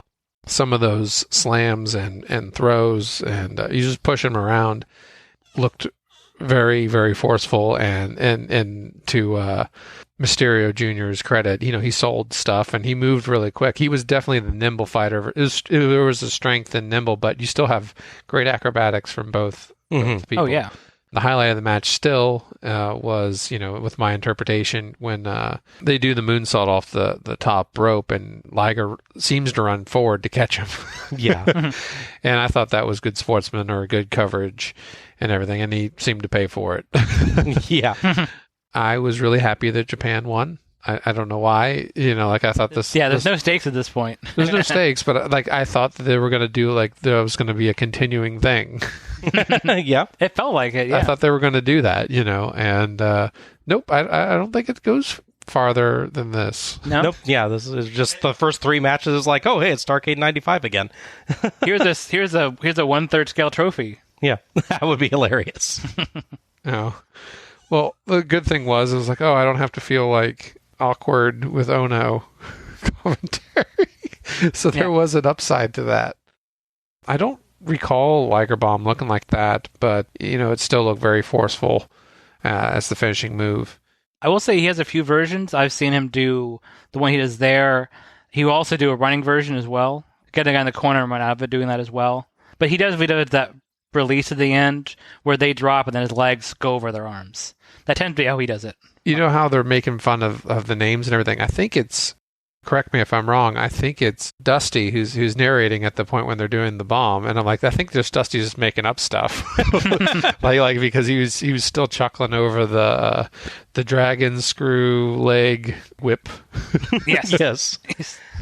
Yeah, he busts a gut when Tenay says that is great. And the move did look pretty forceful too, so I thought that was cool. A lot of new variations, and it was nice to see that there was a big difference between 2 flyers. Go Japan. Yep. Brilliant match. It's going to be a really hard choice for match of the night tonight, I can tell. Yeah. Mysterio is absolutely amazing, and I'm glad that we've reached his time in WCW now. Yes. He is so incredibly fast and agile, and he had quite an array of amazing flips and dives, all executed with grace, like you were saying.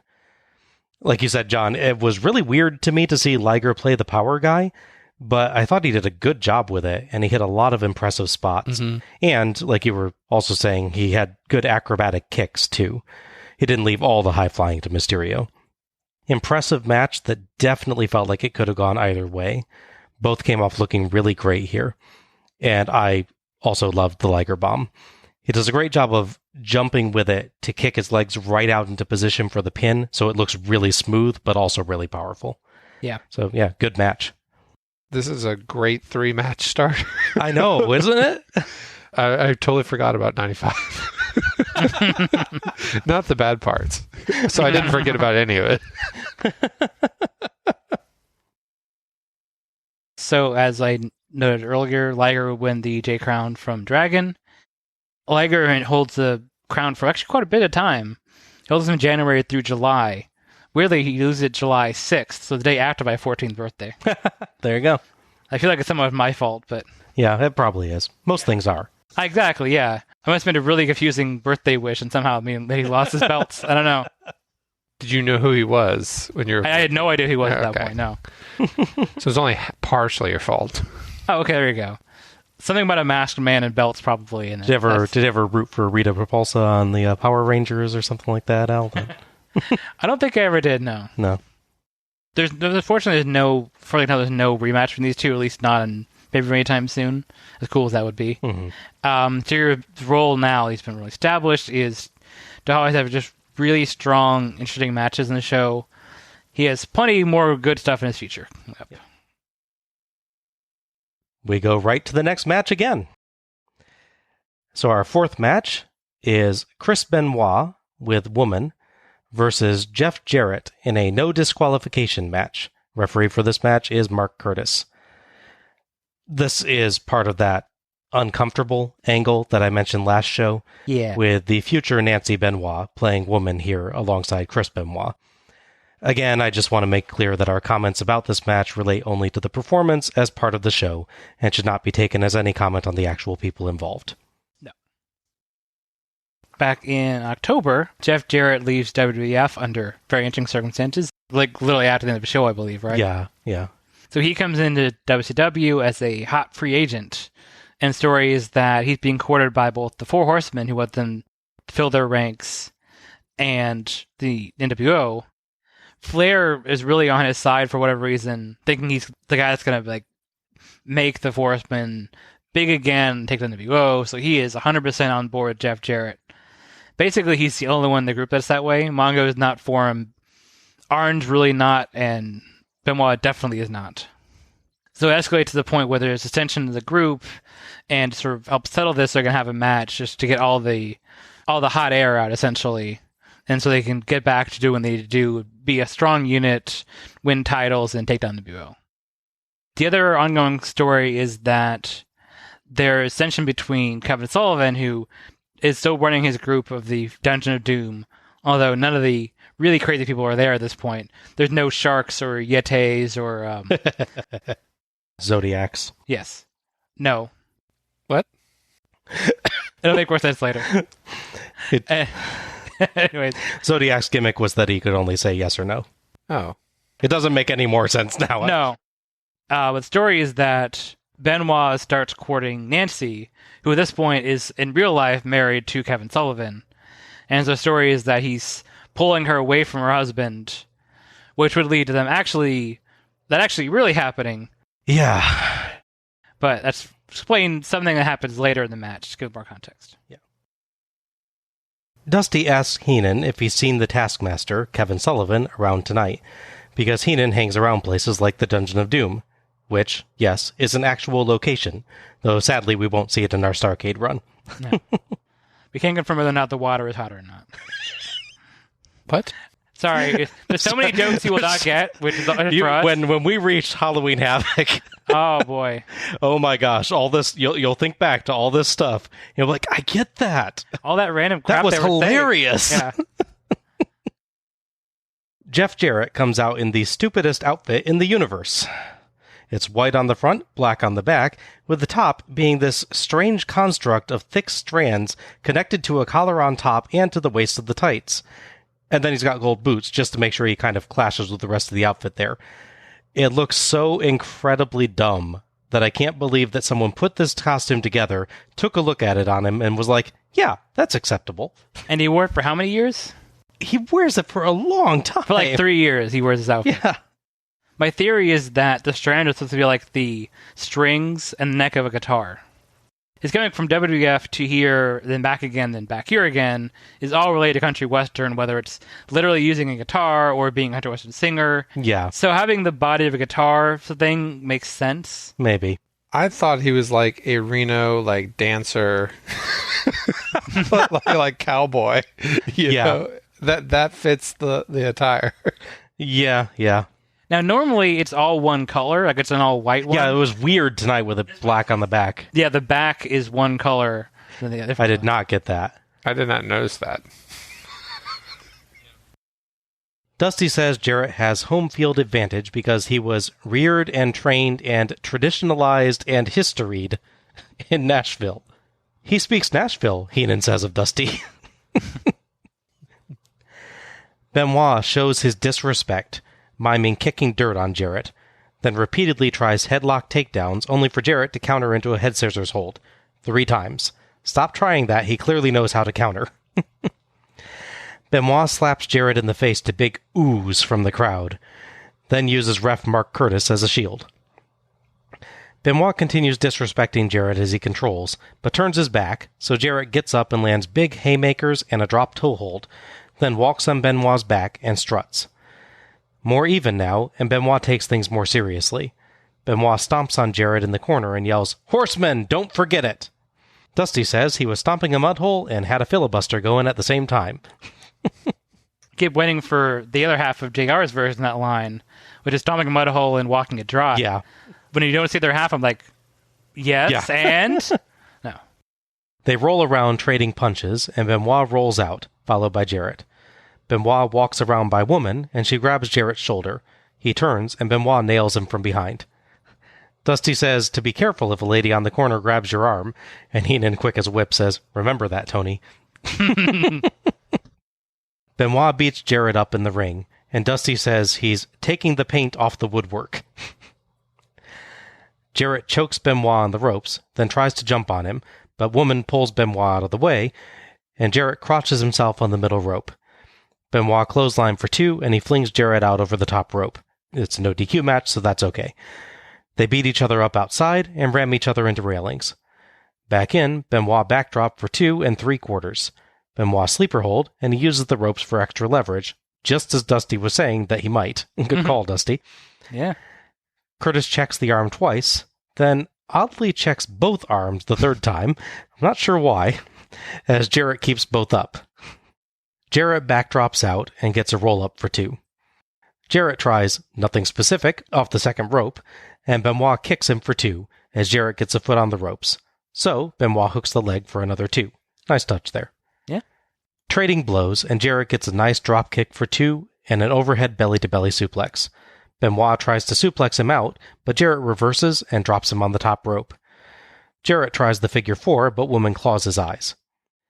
Benoit rolls out, and Arn Anderson walks on down to ringside, ignoring Benoit as the announcers wonder if he's following Flair's lead. Back in, Jarrett and Benoit brawl. Jarrett back body drop, and Benoit rolls out, dodging a Jarrett baseball slide to slam him face first into the cameraman platform at ringside.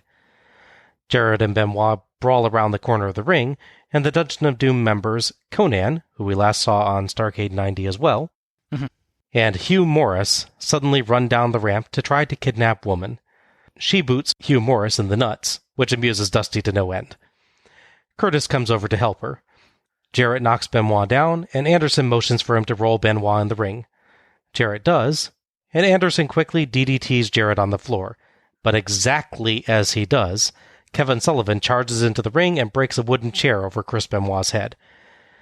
It looked like Sullivan was also wearing a Four Horsemen shirt, oddly enough. He was, yes. I think Tony actually later points out, I didn't catch this, but Tony points out later that Benoit and Anderson's faces on the shirt that Sullivan's wearing were cut out. Must have been a Trojan horseman. There you go. Anderson rolls Jarrett into the ring, but looks away as Jarrett's arm slumps on top of Benoit, and Curtis counts the 3 to give Jarrett the win. Woman and Anderson yell at each other about Benoit's loss and the Dungeon's interference. Thoughts on this one? This is definitely a match where I have to put aside everything I know about everything else and just focus on the match, because obviously there's a lot to connect to with that. So, with that said, I thought it was really good. Benoit and Jarrett work really well together. They both are fairly even, at least appear even on a technical standpoint, so they can do the trade hold thing that, to a certain extent, Dragon and Lincoln were doing as well. They can also keep the same pace, which is nice. There's not one point where one of them is clearly faster and one's got to adjust. Benoit is definitely very willing to do nice, big, strong hits, but also take big, strong hits. That backdrop especially looked especially unpleasant. Yeah. Because like almost does a full rotation over, like I was talking before, where his feet were almost down. That was like his feet hit the ground before his body does. Because seems like he goes further over and back than normally you go in that move. And he takes that running belly to belly, which looks very much like Kurt Angle would do. Yeah, that was good. The overhead one. one. Yeah. Best and worst thing for me is the no DQ part of it, because they make a point of being no DQ, so they can do the over the top rope toss one time, but then they don't use weapons. No. But then they also make a point of tracking the referee from everything going on in the ring, which includes both the DDT to Jarrett and the tear shot to Benoit, as if him seeing it would somehow affected things. That's true, yeah. I don't know that I'd necessarily say that the intent of Hugh Morris and Conan is to distract the referee. I think it may be more of a we're coming for Woman, and it just happens that the referee's in there in the story of the match anyway. But yeah, it is a little funny that it's like, it doesn't matter if the ref sees this finish, it's a no DQ match. As obviously you know by now, I don't like cheap finishes like this, but this is like the best version of a cheap finish, because they clearly, I'm guessing Sullivan especially, had to say in booking how exact all this timing goes down, because you have to have the interference, you have to have spot on the outside, spot on the inside, and roll in just the right way. The only thing kind of cheap about the way they do that is, so Arn to the DDT to a guy, rolls in the ring and decides to just stare at the ground, I guess. Yeah, kind of looks take away. His breath. Yeah. He's staring just straight down, so he can't see that Benoit is down to roll him in there. That's the only negative. Yeah. And maybe he could have found something like just, turn away and taunt the crowd or something like that. Yeah, that would have been fine. But He has to not see it. Again, I get that, but it's the way he does it. It's like he's super winded from doing one move to the guy. Yeah, the timing on that load, like you said, that is brilliant timing. Yes. He literally hits the DDT exactly as the chair hits Benoit, Yes. which is amazing. Rewatching it, you can tell Jarrett rolled in and his hand just sort of flops over. Yes. There is no intention on his part. He is unconscious, but it's just it just followed over right into place. It's not even like he just puts an arm over afterwards. It's part of the rolling itself. Mm-hmm. So I mean, I really wish they hadn't done all of that. I kind of wish they had a more clean finish to everything. Especially given this no DQ anyways, you had no need for some of this stuff. But the actual match itself, up until that point, is really well done. I don't give Jarrett enough props overall, I think. But seeing that one dropkick he does is really good. Oh, yeah. I was going to mention that, too. Yeah, he has an excellent, just really beautiful, smooth dropkick that just... The height on it. Good height, yeah. Tactics, yeah. Yeah, absolutely. But yeah, it's a really good match. I kind of wish they had done so much excess stuff at the end. As well as they did it, I just wish it wasn't there. Okay. I thought this match was all over the place. I usually get distracted when there's all kinds of extra things going on the whole time. Mm-hmm. Sure. I did like Jarrett in that, he definitely had some either slick or powerful moves, a lot of variations. If you can look past the straps, it's still, it's a good deal. I honestly, the first time I watched it, I didn't even know that there was a chair hit or anything like that. You see just a sliver of wood, flying across the mat, but it's only in 10% of the shot. Mm-hmm. So I was like, what's going on? After the pinfall, I went back about 30 seconds or whatever and figured it out. And they replay it nicely. Mm-hmm. Yeah. Well, I didn't even wait for the replay. I was what went wrong? Gotcha. There was a lot of interference by women. And the one thing I don't get about this no DQ is it's like one of those, another match where it is there's weapons everywhere. I'm thinking of Cactus Jack here, you just basically beat the crap out of each other. With the no DQ, does that also go towards Benoit was putting his legs on the turnbuckle or on the ropes to hold his pin or whatever thing? Do they still ask you to break? That varies, honestly. Yeah, that varies. I mean, basically, I think a lot of refs will still ask you to break, but then if you don't, they just can't do anything about it. Right. They just won't continue counting?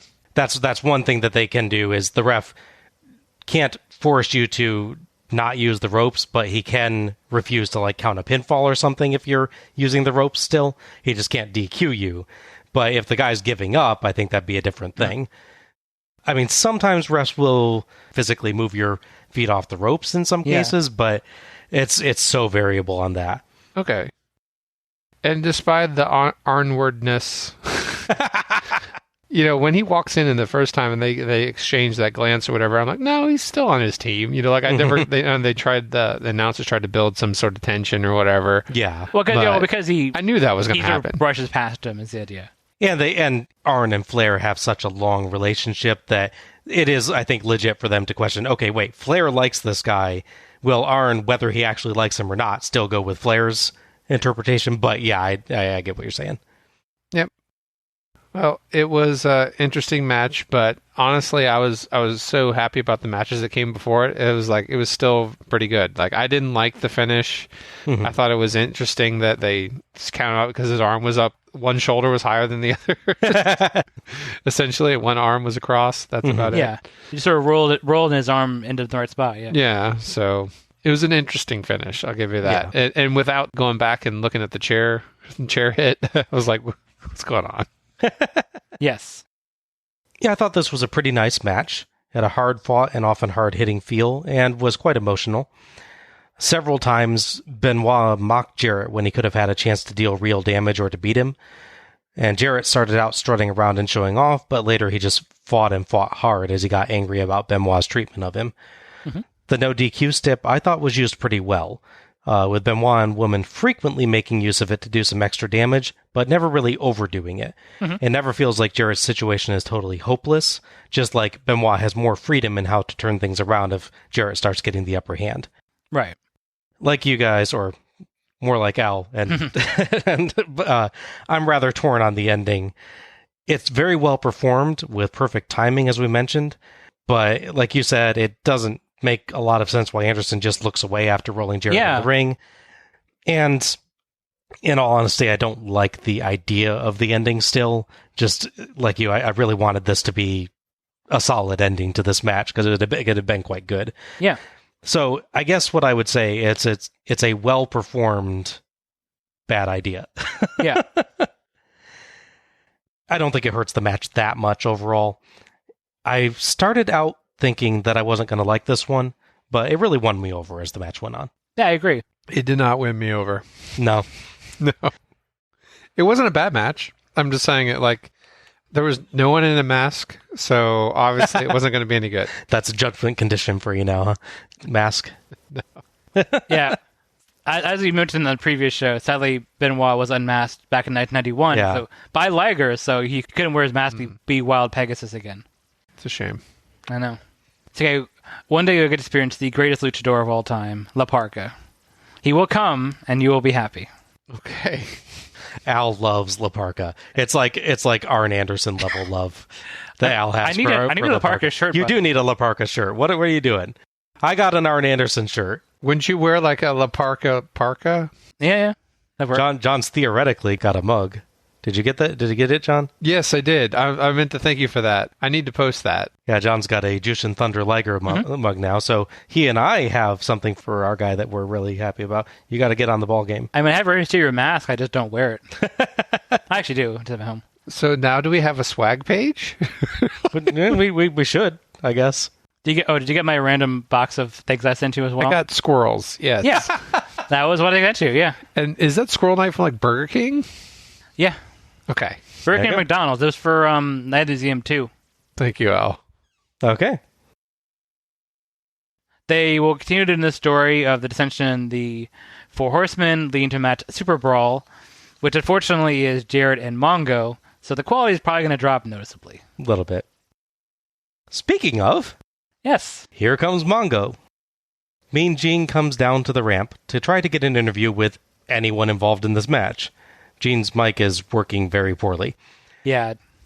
Anderson brushes him off, as does Jarrett, and even Benoit and Woman. Fortunately, horseman Mongo McMichael is there with his wife, Deborah, who wears a beauty pageant queen sort of outfit with Queen of WCW on a sash to shine some light on the situation. Yes. You want to talk to a horseman, baby? Well, here's some horsemen. What do you got to say? What about Benoit? Arn Anderson coming in. I mean, things are very unstable right now. I think this group could go up in smoke. Listen, baby. I'm here to tell you how it is, which means if I tell you a mosquito can pull a plow, hook him up! Listen, baby, I've been a winner all my life. I know about that. Do you understand that? And in a little town called Chicago, if you didn't measure up to my standards, you got your butt run out of town with a bus ticket and an apple in your hand.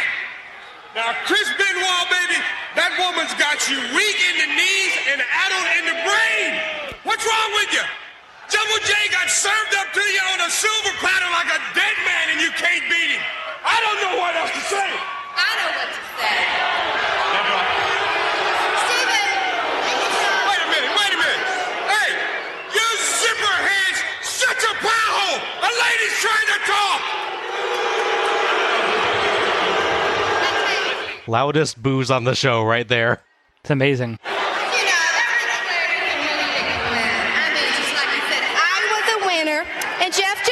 Winner. I mean, Jarrett is definitely horseman material. Now, those two other things, like Chris and Nancy, I don't think so.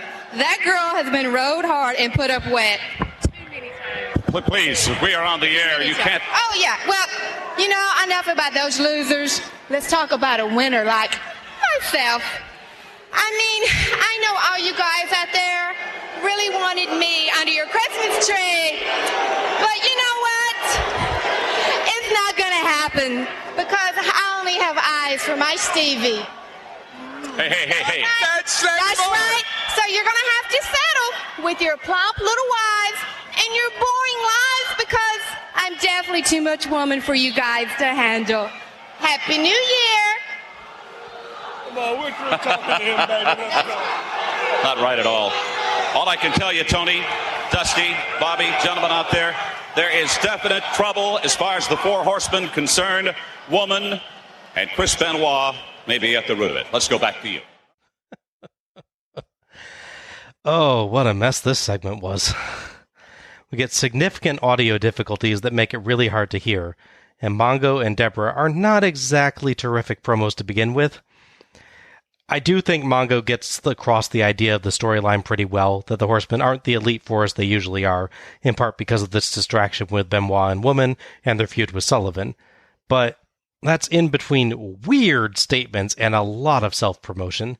I mean, I know everybody does it, but Mongo and Deborah kind of seem to focus on themselves here more than I'd expect when they're commentating on someone else's storyline. Yeah. Mongo's still kind of oddly entertaining to me, though. I don't know. I think they knew the mic wasn't working, so he had to just yell to the crowd. Yeah, so kind of stall a little bit when to get the crowd booing so that the mic can work for her. Mm-hmm. That's a nice... Yeah, that's a good point. And he was just trying to pick up, whoever had some level on their mics, they would get picked up and basically project. And I think that's why he comes over as a little bit over the top. Deborah, I don't know. She sounds like she's trying to deliver rehearsed lines regardless of crowd reaction. And while she kind of manages the character side to some extent, it doesn't feel like a natural interaction with Gene, really. She reminds me of like one of those tour guides that are on the, like when you go into Islands of Adventure or something, or some theme park where they explain things and then like giving exposition before the trip goes wrong. Yeah. It's very rehearsed and formulaic, and she's just snarky for whatever reason. Or the guy that's driving your boat in the Jaws ride, and he's constantly surprised that the other boats are attacked, and he's got to pull his gray launcher and bite the shark. That level of acting? Yes. So all in the show, there's 3 moments where the cameras are just not in the right spot right away, and 2 of them are in this section. Because the first is the one where you get none of the chair shot to Benoit on the main camera they use. On the replay, you see it, and clearly the other camera guy, the guy on the step, gets it. But the main camera doesn't get it. Then, once the segment's beginning, when they're in the wide shot where you can see people walking past Gene, you can clearly see Mongo and Deborah on the other side of the screen. Getting ready. In the far wide shot. I missed that. But yeah. They're just on the edge of it, like looking around the corner and waiting for their cue. It reminds me of other Starrcades. Uh-oh. Like Starrcade 1 where Dusty's mic wouldn't work at all. That first promo. Did the same promo twice, yeah. Yeah. Well, if you read his lips, you can tell what he's saying. Thank you, Gordon Soley. Tony and Heenan review the match ending, and everybody enjoys a good chuckle over Morris getting booted in the nuts again. Heenan is disappointed in the Horsemen after Benoit's loss. Tony throws to a video package focused on Sting, saying that the last time he saw Sting, he was sure that Sting was NWO. For life? The showdown we've been waiting for. What does this mean? Sting definitely went off the deep end. We know you've got a lot on your mind, Sting, but you realize you're already wearing the NWO colors. You're wearing black and white. So are you. We're sorry. We need you, and we want you back. Don't do what you're doing. I see Sting over the mountain. He's dropping our people. He comes up, sneaks up behind us, and drops him. What is he doing? Look at the balcony. Sting is in the rafters. What could be going through his mind? Is he NWO or what? I'm not NWO, Al. I'm AWO, the Anderson World Order. Oh, okay. Through some intentionally distorted audio, we hear Sting being invited to join the NWO, Lex Luger apologizing to Sting and begging him to return, and the Steiners blaming Sting for attacking them. The video, meanwhile, shows Sting attacking both NWO and WCW wrestlers, most notably the fake NWO Sting, who was responsible for WCW originally doubting Sting's loyalties. It's short and a little weirdly put together, but it does get across the general concept of what's going on with Sting at the moment, at least. I actually really liked them including Luger's apology in this. It's a nice use, again, of the Sting and Luger year-long storyline. Mm-hmm. Luger doubted Sting back at the War Games match and told him off to his face, despite how often Sting had stuck up for him over the past year. Yeah. And his apology here keeps that relationship front and center, with the question of whether their friendship can now be repaired.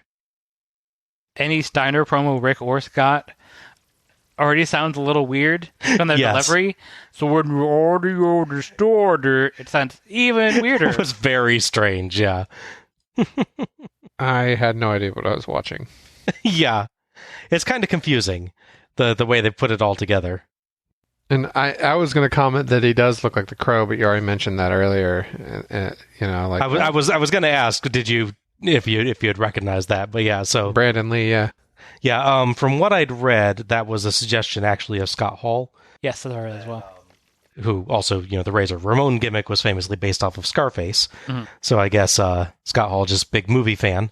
Well, so. And if he didn't have the black makeup in it like he did, I would have guessed Michael Myers. Yeah, I could see that too. Yeah. I mean, it would be cool if he had like a Spock, or not Spock, Shatner. I don't know what Shatner makeup looks like. Yeah. Yeah, the Crow Sting thing is definitely very on the nose at first when he starts doing it. Mm-hmm. They definitely tone it down as far as being directly from the comics and film.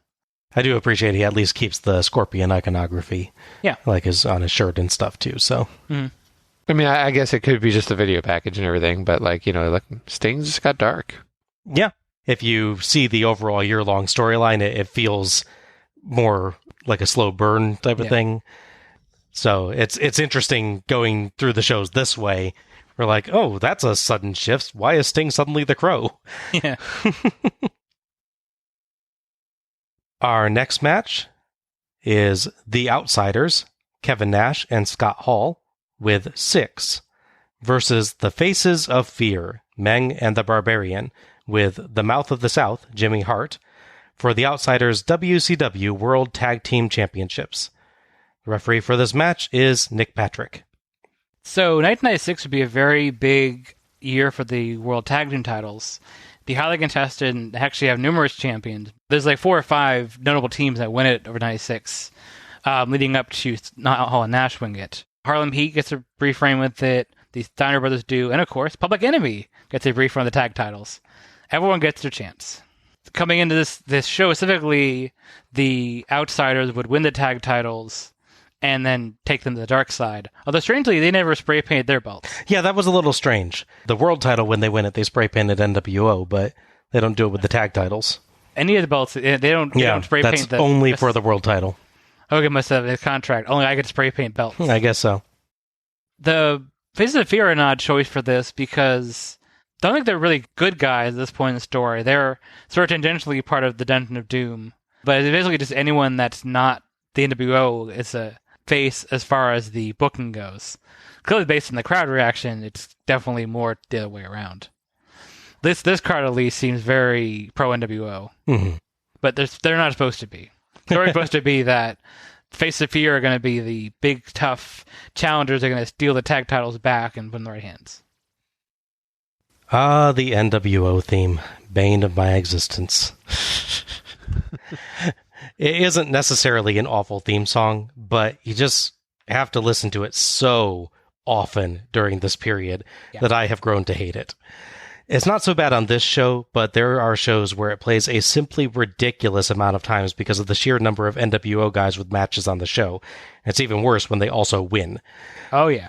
It's like you went on a 3-hour road trip through an area with a terrible signal and only remembered to download one song to your phone before leaving. No matter how good the song is, you're going to hate it by the end of that drive. It's okay. I'll sway you with a truly epic mix of this and Palm Circumstance. Like, mega mix them together, I think it'll sell you back on both of them. No. You throw in Zoot Suit Riot as like a third. Ooh, nice. I like that song. It's a good song until you listen to it thousands of times. Yes. Not thousands, but yeah. Sign in the crowd. Welcome to Hall and Nashville. Okay, I'll give you that one. Less okay is the guy right behind the one holding that sign with a freaky rubber Hogan mask, who oddly chose to dress mostly in Hogan's NWO black and white, but also put the red and yellow Hulkster shirt on over it. Choose, man! But seriously, I'm going to see that mask in my nightmares. I'm glad I missed that. Yeah. Rather nicely, WCW manages to cut right from a shot of a fan giving the NWO for life hand signs to Hall doing the same sign as he comes down the ramp. How strangely competent of you, WCW. Very surprising. Sadly, Hart has a Jimmy Hart jacket rather than a Faces of Fear one. Meng and Hall start, and Meng dominates with big elbows and a clothesline into some chops, before Hall manages to stun him and hit a second rope bulldog for less than one, as it just makes Meng bad. Tag to Barbarian and tag to Nash. We get a Diesel chant. Nash gets several big forearms and knee strikes, and a charging elbow, but Barbarian counters a second and chokes Nash and hits chops on the corner. Go, Barb, go. Patrick warns him, and Barbarian gives him a look, so Nash clotheslines him from behind, only to be clotheslined by Meng. Meng and Barbarian beat Nash down, and no-sell a double noggin knocker, hitting double headbutts instead before Meng finally exits. Barbarian sideslam for a very slow 2 count. Yes. Nash dodges a second rope elbow and drops Barbarian on the top turnbuckle. Barbarian is stunned, and Nash distracts Patrick for Hall to clothesline Barbarian. Meng protests as Patrick asks, "What happened?" Nash lands nice, big rotation forearms in the corner and a boot choke. Patrick warns him, so Hall lands another clothesline. Tag to Hall, and he hits great punches, but Meng grabs him by the hair, drags him to his corner, and beats him up with Barbarian. He fights back, but eats a Barbarian big boot, and Patrick even sympathy sells. Kinda goes, "Oh!" Yeah, I know that too. Barbarian covers, but Patrick suddenly finds it necessary to warn Jimmy Hart about nothing, so it gets a slow 2. Much like Bobby Heenan, I have to admit this is a little suspicious, Al. I'm getting my doubts. I don't want to believe it, but yeah, it's possible. I don't know. Keep the faith. Okay. We get a tag to Meng, and he takes a couple tries to hit a pile driver for another slow 2, as Patrick unnecessarily runs around to the other side before counting. The Faces of Fear trade off beating up Hall, and Barbarian oddly goes for a pin while he's not the legal man, so Patrick justifiably won't count. It's a weird spot that gets weirder as Patrick tries to get Barbarian to leave, but he won't, so Patrick just gives up. Yeah. I'm guessing there was supposed to be an actual tag and they just forgot. Hall visibly calls a spot, and Nash hits Barbarian from behind to stun him for a Hall clothesline. Hart protests, but Six steals his megaphone and completely fails to operate it as he chases Hart up the ramp. Barbarian gets a nerve hold on Hall, and he fades, but Patrick finds every excuse he can to avoid checking the hand, so Hall recovers and hits a back suplex, which Dusty calls suplex, like Gordon Soley used to, as Tony compliments him for it. Yes. Tag to Nash, and he trades blows with Barbarian and hits a big boot for 2. Meng saves with an elbow drop that definitely catches Nash solidly in the head. Yes. Ow. That was a rough one. Hall and Meng brawl and spill out of the ring, and Nash hits the jackknife powerbomb on Barbarian for the 3 count and the win. Heenan notes that Patrick sure was fast getting in position for that one. Thoughts on this one? My description was it was a rough and rugged match. Mm-hmm. This is a pretty generous but also honest assessment of it. Strikes definitely felt very real. Definitely a lot of oomph on everything. Mm-hmm. I do have a question about the psychology about what is and isn't sold in the match. So, if you headbutt them against each other, they feel nothing. And they headbutt you, they feel nothing. Mm-hmm. But you drop their head on the turnbuckle pad to the same area they're headbutting with, it stuns them. Yeah. Okay, I'm just trying to... And boot to the face also, again, the same area they're headbutting with, stun them. It just tells you just how hard those moves hurt, Al. Electric fencing. There you go. Okay. There's a taser in there. That's a different show. Yeah. That's the Japan. It was funny seeing Six try and fail to use the megaphone. He has no clue whatsoever. Yeah. He's clearly holding it up in front of him, but he's like not pulled something or not turned it on. Or yeah, I assume it was on before. I'd love to be hard for once being like polite and not turning it on to use it. His name is Six? Yes. Six Ball.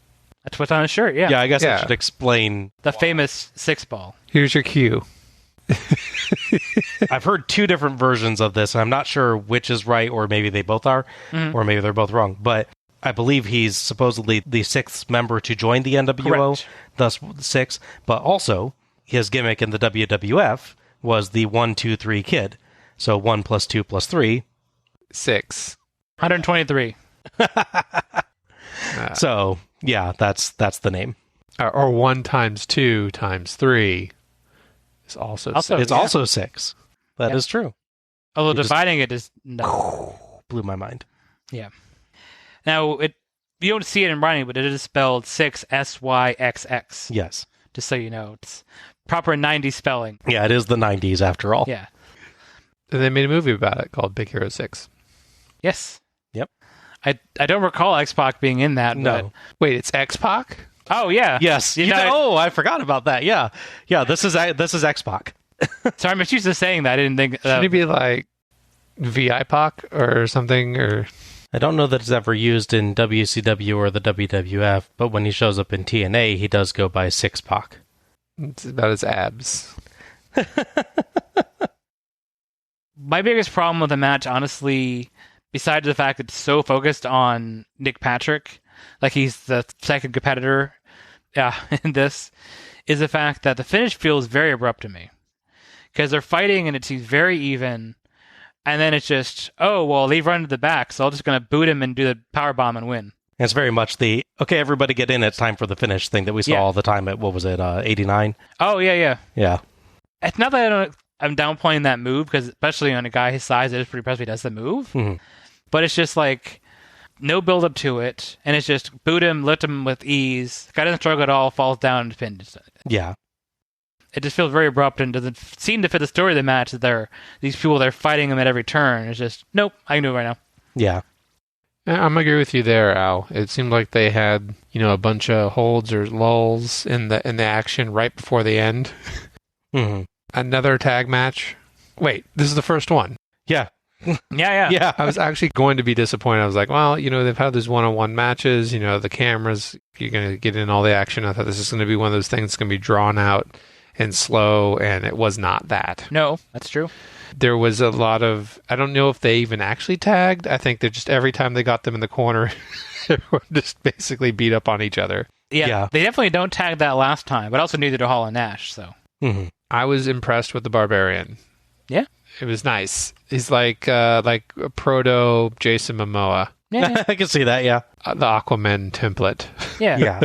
I think we got him on one show. I think one of the Battle Bowl, I think. We got him fighting superstar Billy Graham back on 85. Oh, we I did. think it That's was. right, yeah. And then he was, I believe, on one of the Battle Bowls as well. Yeah, I forget which one. But I'm getting like an Undertaker, Big Show, all kinds, big person vibe. I guess like he fits that archetype. Yeah. Even the hairstyle. I enjoyed the match a little bit, but I did not like it when it went to like a grinding halt in the middle where they were just kneeling. Yeah, there was a lot of kneeling, yeah. But it was intense. It wasn't monotonous for the most part, and I enjoyed it more than I thought I would. Okay. Yeah, I actually really liked this one. There's a lot of good big man action. Nothing complicated, but the moves look good and powerful in general.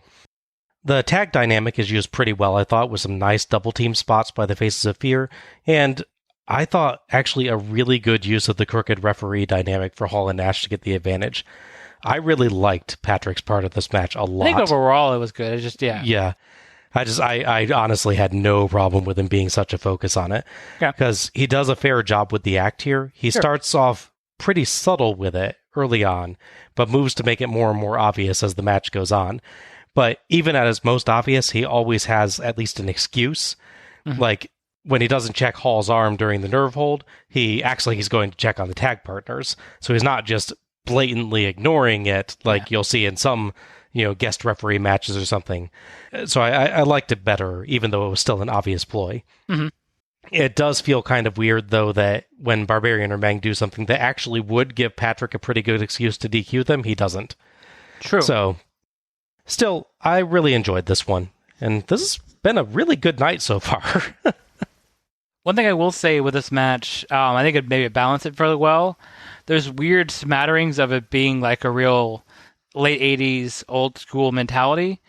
Like not 100%. It's not like it's night and day situation with Face of Fear versus the Outsiders, but I mean, you have them basically playing a softened version of the Crazy Savages characters. Mm-hmm. They don't lean too far into the integral head thing other than the one spot. It's definitely a toned down version of that thing we saw before. Yeah. With the Samoans and stuff, and other versions like that.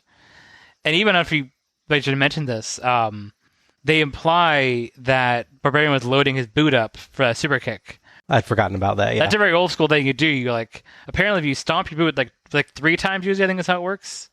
Somehow something in your boot is loosened, so there's metal that's shifts lead down it or something. Yeah, you have it in the back of your boot. Stomping makes it fall under your boot, and then you stomp a guy.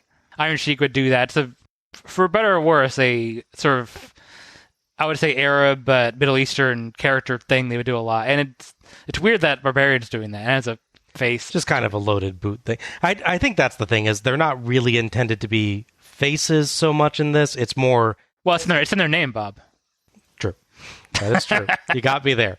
Aha! But I think just the idea is that it's more like, just look at how bad the NWO is, that even our bad guys want to beat them. Hauling out. Yes. Yes. They want to go from hauling to beaten, obviously.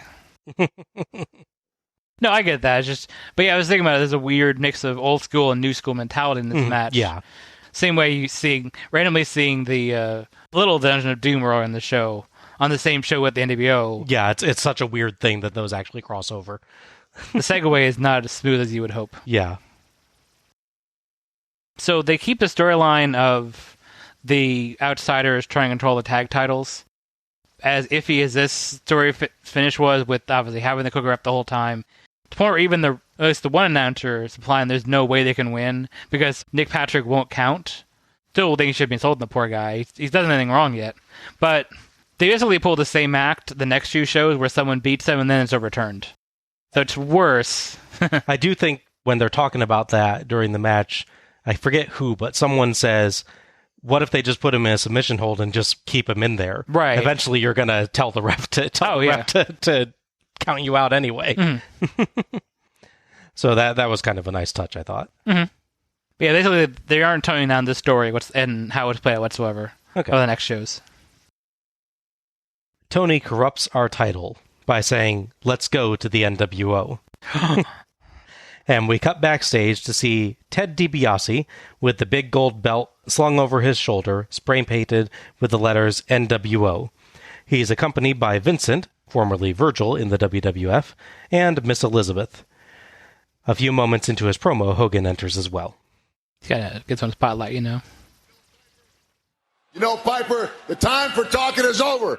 There's an old saying, you better be careful what you ask for because you just might get it.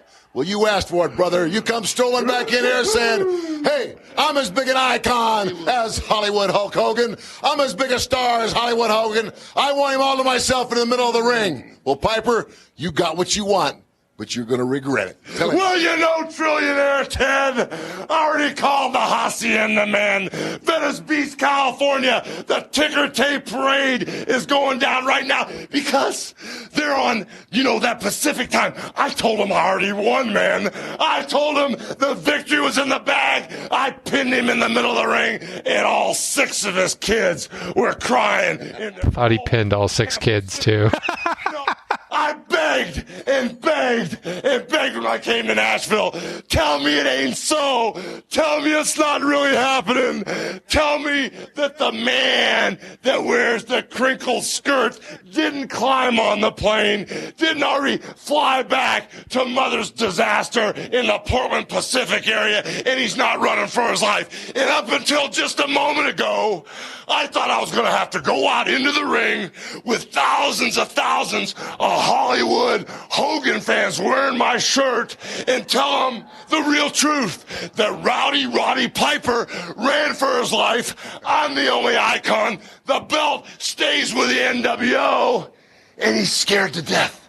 But I saw one of his snotty-nosed kids running around trying to bum a quarter to buy a Coke, and I know that Roddy Piper, no matter how much of a liar, no matter how much of a cheater, and no matter how much of a woman he really is underneath that skirt, it's the nature of the beast. You don't leave your kids behind. So all I gotta say, dudes, Hollywood style, we're going out. Hollywood style is like sushi rolls. Roddy Piper today. Vince, have you heard anybody say that? How about it, Liz? I know you haven't. How about you, Trillionaire Ted? No, not a word. It ain't Roddy Piper Day, so let me tell you something, sucker. Today is Hollywood Day.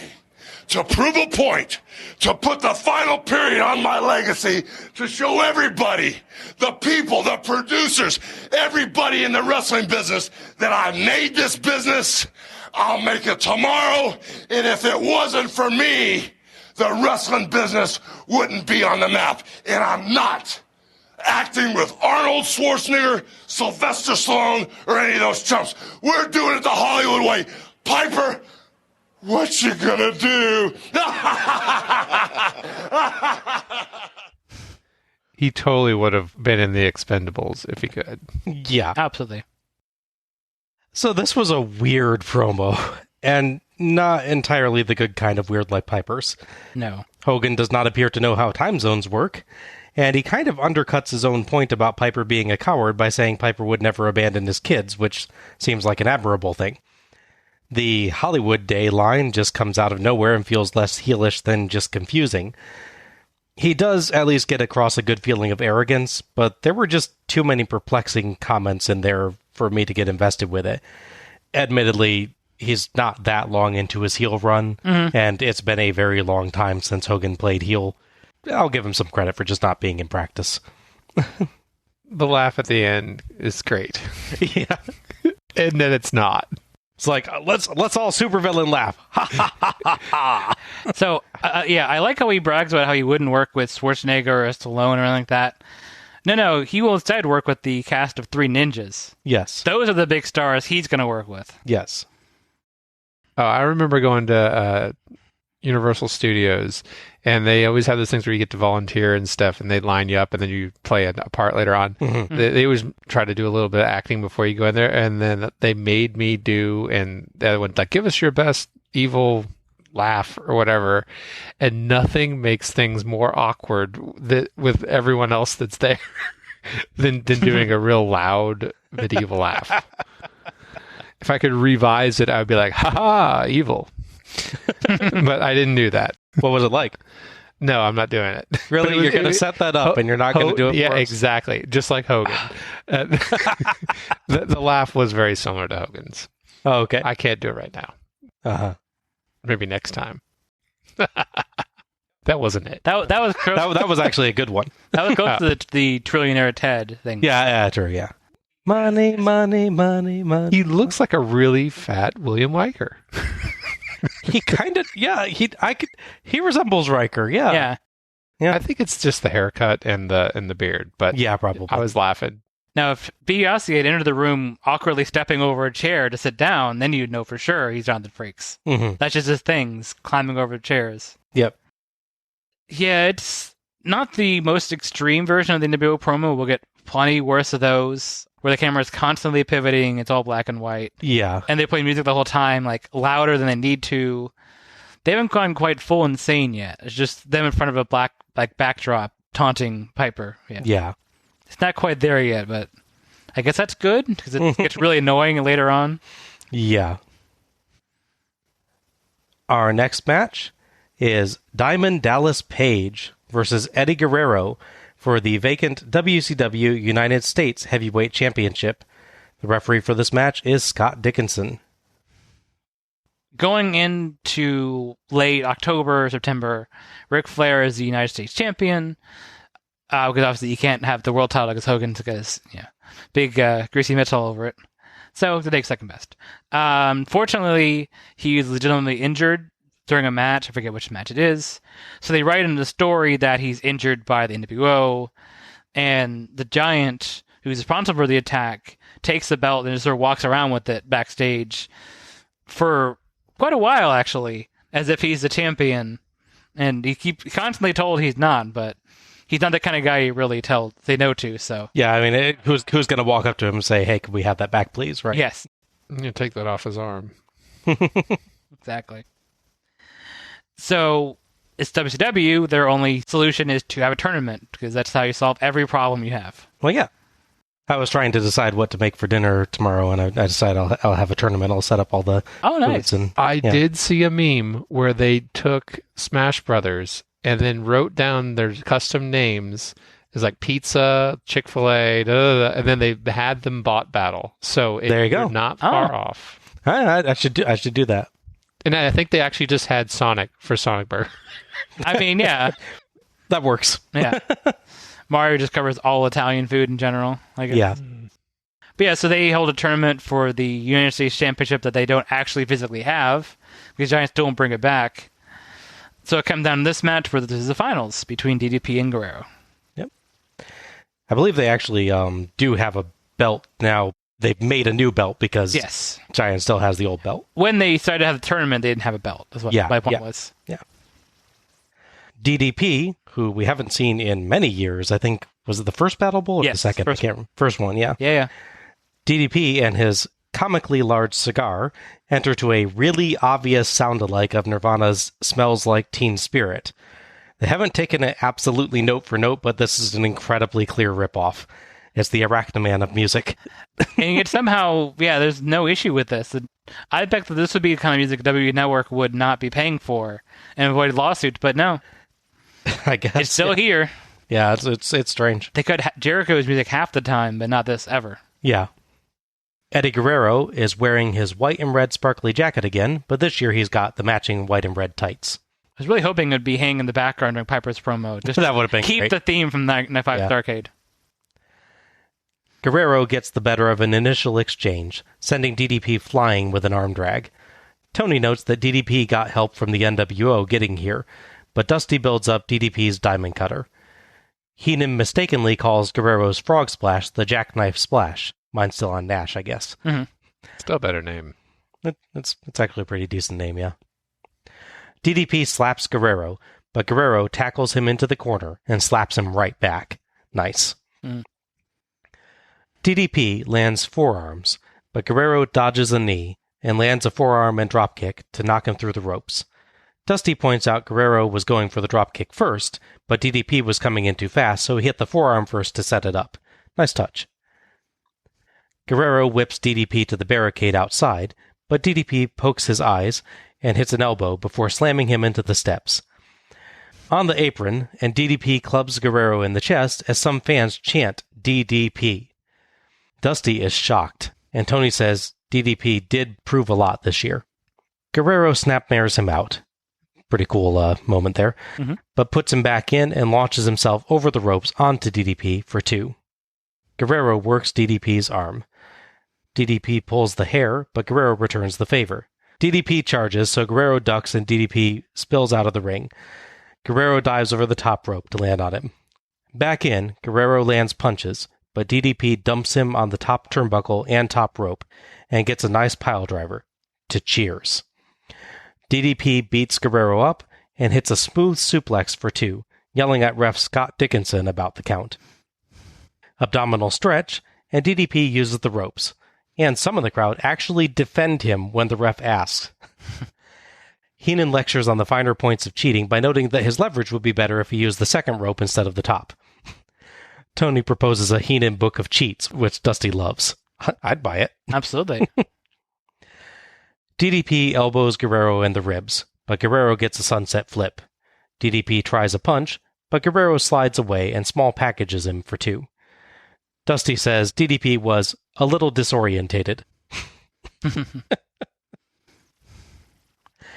DDP neckbreaker and back to the abdominal stretch, but Dickinson catches him using the ropes, so DDP shoves him. Dickinson drives him all the way across the ring, threatening to DQ him. DDP gives up and goes back to elbowing Guerrero in the head. Guerrero tries his own abdominal stretch, but can't quite lock the hold in fully with DDP's height advantage, so he rolls DDP up for 2. Guerrero ducks a clothesline, but DDP whips around for a second monster clothesline to take back over. It's very good to sell there. Yes, bam. Mm-hmm. DDP shoulder block as Heenan jokes that Guerrero's gut hurts like he just ate some of Mrs. Guerrero's chili. Poor lady and her chili. He is always on that during this period. Guerrero dodges a second, and DDP hits the ring post. And Guerrero whips his leg out from under him so fast he lands on the back of his head. Awesome spot. Guerrero sends DDP butt over tea kettle with a monster European uppercut. Heenan says if his boots weren't tied, he'd be out of them right now, and it takes Dusty several moments to get it.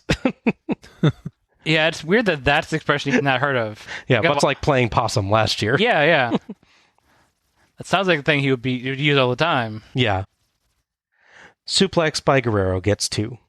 Back suplex sets up the frog splash, but DDP mostly dodges. Guerrero's knee still clips him, as Tony points out. Yeah. DDP crawls over for 2. DDP power slam for 2. Huge DDP gut buster, and he goes up top, but Guerrero hits the ropes, and he crotches himself. Guerrero climbs up with him, but DDP punches him down, then jumps off, but Guerrero catches him with an atomic drop. Small package, backslide, and counter of the diamond cutter into a backslide by Guerrero for 2 each. Guerrero wins a slugfest, but DDP hits an amazing spinning powerbomb for 2 3/4. Mm-hmm. It leaves Dusty flabbergasted. DDP and Guerrero knock heads on a whip, and Guerrero falls through the ropes. Dickinson checks on Guerrero as Six, Hall, and Nash come down. Six distracts Dickinson, and Hall hits the outsider's edge, a crucifix powerbomb, on DDP. Nash did nothing. I'm not sure why he came down. Just support. Oh, there you go. You got it, buddy. You got it. Unaware, Guerrero gets back in and hits the frog splash on DDP for the 3 count and the win. Jackknife dive. Yeah, jackknife splash. There you go. Eddie Guerrero is the new United States champion. As Guerrero celebrates unaware in the ring, we see Nash and Hall on the entrance ramp. "See, Paige," Nash says, "you should have joined." Guerrero spots the NWO and seems to understand what just happened, so he drops the belt. Nash, Hall, and Six charge the ring, but Guerrero boots the top rope into Nash's crotch and fights off all 3 NWO members for a time, until Nash finally recovers and clotheslines him down. The crowd hurls trash as the NWO beats up Guerrero. Six finishes off with a kick combo and steals the new U.S. title, and Hall taunts the still barely conscious Paige. Thoughts on this one? This is a really good match, for the most part.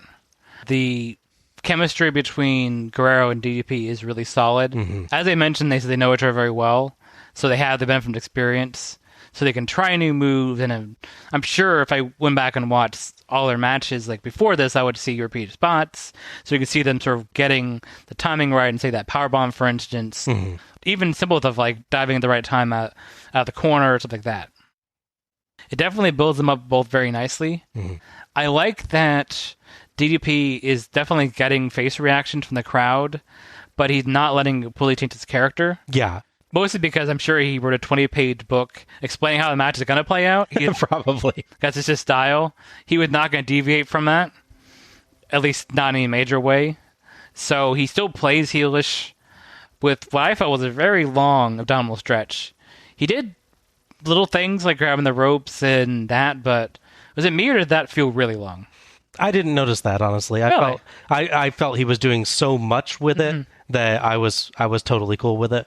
I mean, I know it's not a bear hug, but I just figured that I felt longer than a normal abdominal stretch spot to me. Anyway. Yeah, I don't know. For me, it was just doing so much. Oh, yeah. And stretching prevents injury. Yeah. It's being helpful, although it should be before the match, not during. But yeah, hey. Work it in when you can. No, yeah, that's true. That's very true. Obviously, my issue is going to be, which is the finish, because it's a lot of NWO nonsense being involved there. So Dickinson's already outside with Guerrero, and Six has to also be over there to make sure they don't turn around. Yeah, I don't know why they necessarily needed him to go over if you'd just done enough with Guerrero. Right. So, and he's looking away and, of course, temporarily deaf, as all refs are when their backs are turned. And so this isn't as extreme degree as we got from Starrcade 95, where the refs looks away for 5 minutes, suddenly Ric Flair's head has exploded with blood and all these people are down. Yes. It's not that extreme degree, but what does the ref think happens? Well, I actually have a point on that. Okay, go ahead. When they knock heads, DDP actually does go down from it. Huh. So I could actually see, again, we have to ignore the deafness thing, but that's for basically any interference spot. Sure. But I could actually see both the ref and Eddie Guerrero thinking DDP just never got back up from that. They knocked heads and DDP was just down from that still. Just because of that point. So it's maybe better than other instances where they're clearly both fighting and suddenly one. Oh yeah, absolutely. Okay, so fair play. That maybe covered a little better.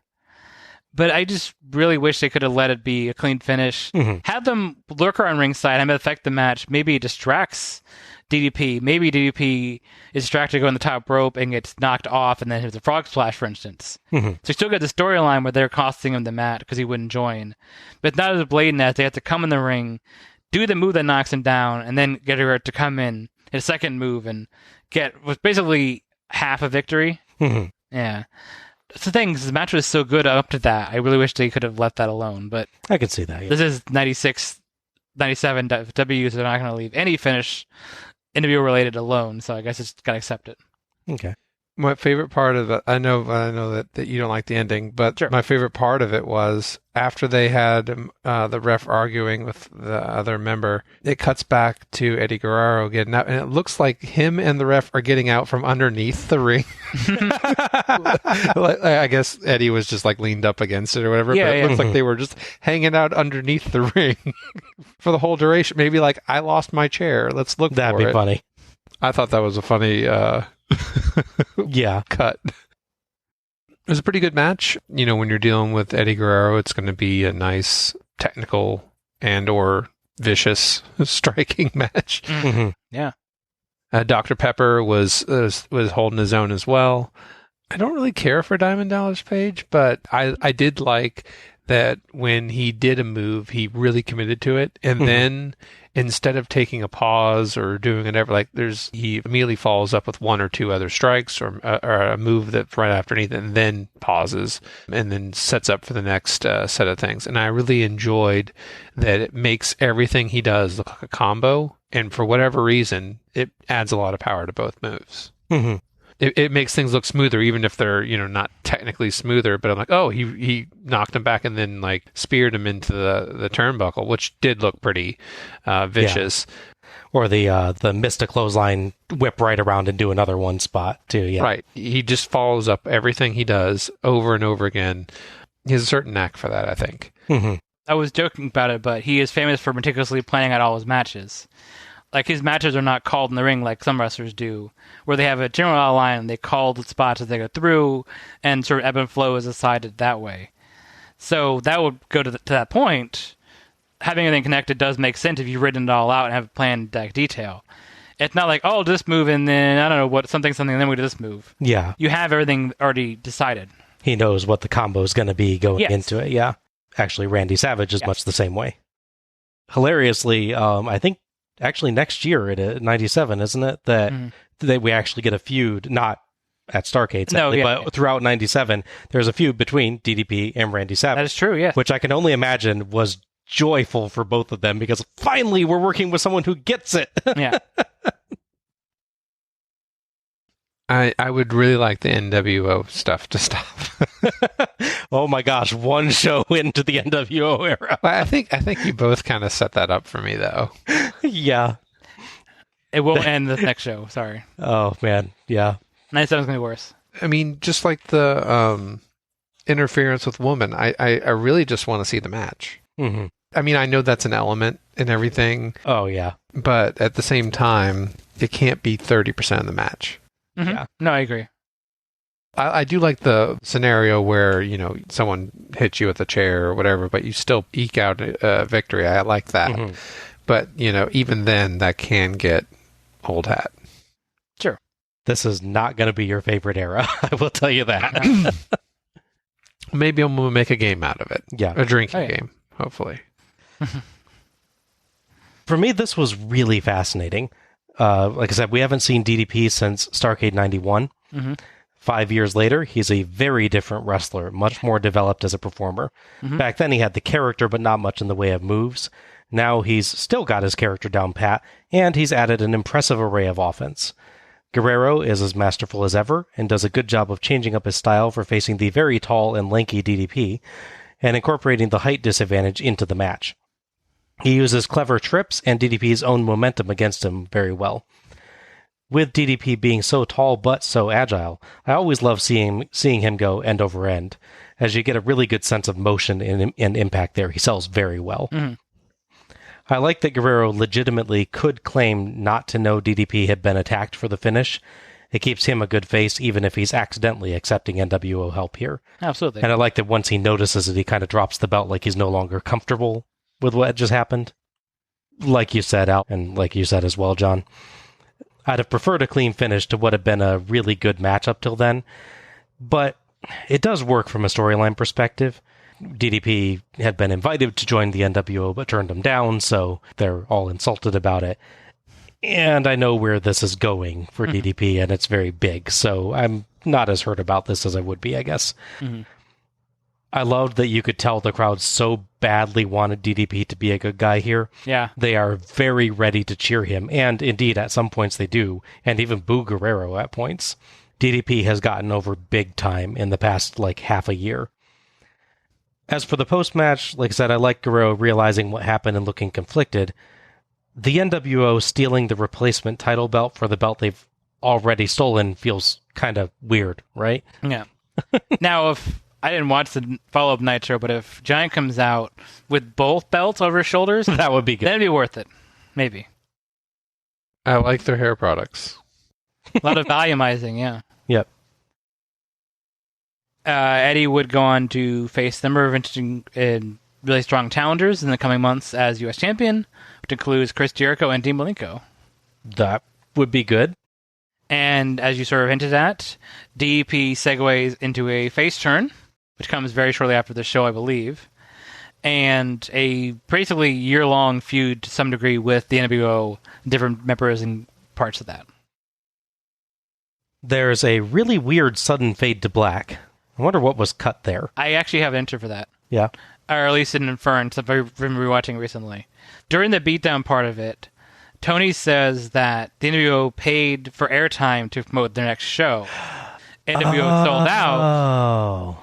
So my guess is they cut that's on the show, but some reason that's cut on the network. I have no idea why. So for once, they don't promote a show you'd rather watch. And especially knowing what show it is, you definitely would not have rather watched it. You would not rather watch that show. Yeah. Anyway, we come back a moment later with the announcers discussing the theft of the new U.S. title. Heenan says, I love this line, Heenan says the NWO could have 35 belts hidden in the trunk of an old car someplace, but it doesn't matter. Eddie Guerrero is still the U.S. champion. Mm-hmm. Once again, we go right to the next match. Our 7th match is The Giant versus Lex Luger. Referee for this match is Mark Curtis. The Giant, as we mentioned, is beaten for his world title by Hogan, and then proceeds to join the group. Because I guess, I don't know, I guess they thought they were really good. The fact that they totally screwed him out of his belt and wouldn't give it back. Yeah. It's really self-deprecating, maybe, as a person. He felt he deserved it. From what I've heard, the real reason is that they thought that someone was coming in from the WWF, that they'd gotten a new recruit, so they'd already built up that there was a new NWO member that would be happening, but then that fell through. Yes. I believe it's supposed to be the British Bulldog. Yeah, it was supposed to be British Bulldog. So that fell through, so quick, let's think of something. Let's turn the Giant, even though it makes no sense. Yeah. Well, maybe he just respects strength, and since someone had beaten him. I think the idea more is that they bribe him with lots of money. And yeah. When you see how the match plays out, it maybe don't feel that works as an explanation. I will say I'm kind of disappointed that they turned Giant, although obviously you got good material with him in the WO. But I kind of wanted the stark visual of the British Bulldog not wearing his red, white, and blue Britannia gear. Seeing him in black and white would be really jarring. That would be interesting. Especially if he did the flag cape but in black and white. That would have been sweet. It's kind of like Kurt Hennig when you eventually see him in the video. You're like, wait, you're not wearing a bright orange singlet? You're wearing a boring black shirt and jeans? Like a monochrome Union Jack would look awesome. Yeah, I would have. Yeah, absolutely. Yeah. Missed opportunity there. I mean, even if they just did different grades for the the blue and the red. Oh yeah, you want to use a grayscale, obviously. Anyways, the Giant joins NWO in spite of everything that happened to him, and obviously he's walking around with the U.S. title. Going into this show, he wins the World War III match, which gets you a future title shot, which at this point is against Hogan, and NWO did not like that someone is trying to get a shot against Hogan's title, because they certainly wouldn't allow that in Starrcade. So that's put him on the outs with the group. They don't necessarily like him, but he's part of the group, and he's obviously very tough, so you don't want to make him mad. Mm-hmm. On the flip side, Lex Luger's stock is rising due to Hogan, the perennial babyface, being a bad guy now, and Sting having run off to hide in the rafters with vultures and makeup. So he's basically coming up as the big face that's going to save the company. He's taken on that role. He's really leaning into it. He stopped being a sort of tweener character who is sometimes good, sometimes bad. The big story going into this is that I can't fully verify this, but the NWO has not been beaten in a singles match or tag match since they formed. I feel like that's actually probably right. It hasn't been that long since they've formed. Granted, so, yeah, it's July, but I mean, I didn't scour through every Nitro to check that, or whatever. But it's true enough, anyways. Mm-hmm. So he's gonna be the one that's gonna give them their first loss. Is the idea? And is this the angle where he builds up to it by him demonstrating he can do the torture rack on all the big people? That is, yes. Yeah. That is it indeed. Leading to the hilarious match with him versus the, what's his name? Roadblock. Who's this really big, chunky guy that Luger, I believe it takes him like 3 or 4 tries, but he does get him in the torture rack, which does look legit awesome when it finally works. Yeah. But he just keeps trying to lift the guy and not quite working, and then it actually motions the crowd okay, one more time. Yeah, he leans into it. It's nice. Yeah, I appreciate that about him. I do see that he could fill that void of Sting and, even in an odd way, Flair. Mm-hmm. Yeah. He's got that big showboaty entrance or whatever. He's got a little bit of swagger to him. Mm-hmm. Maybe it's the hair color. I mean, he was already put into a place where he had to replace Flair in the past, so yeah, not surprising. Yeah, true. Like a fit Flair. Yeah. He's muscle Flair. Yes. No carbs Flair. Solar Flare would be an awesome name. Yeah, there you go. If he had a mask. Yeah. Which I'm his hair can be very shiny. Yeah, there you go. Argan oil. Giant's entrance gives us our second NWO theme of the night. The Giant, who will later be the WWF's Big Show, he is about a year into his professional wrestling career here. Yeah. Oddly, he doesn't come out with a stolen U.S. title. Right? Yeah, that was a little weird, but maybe they thought it'd be confusing with the previous match crowning a new U.S. champion whose belt was also stolen by the NWO. Or maybe Six successfully argued backstage that he was now the NWO's official U.S. champ. Kind of seems like the Giant would win that particular argument, though, but yeah, honestly, it's probably due to events later in the night. I like Luger's theme in this, actually. Yeah,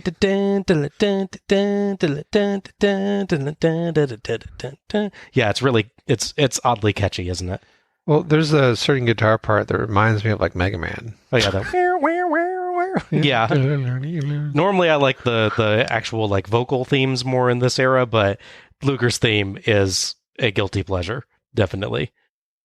Tony says Luger has become the effective leader of WCW at this point, and Dusty builds up how much what's going on with his friend Sting has to be weighing on his mind. Heenan is now calling the Piper vs. Hogan match the match of a lifetime. I'm not sure if that's an upgrade or a downgrade from match of the century. It depends what lifetime, I guess.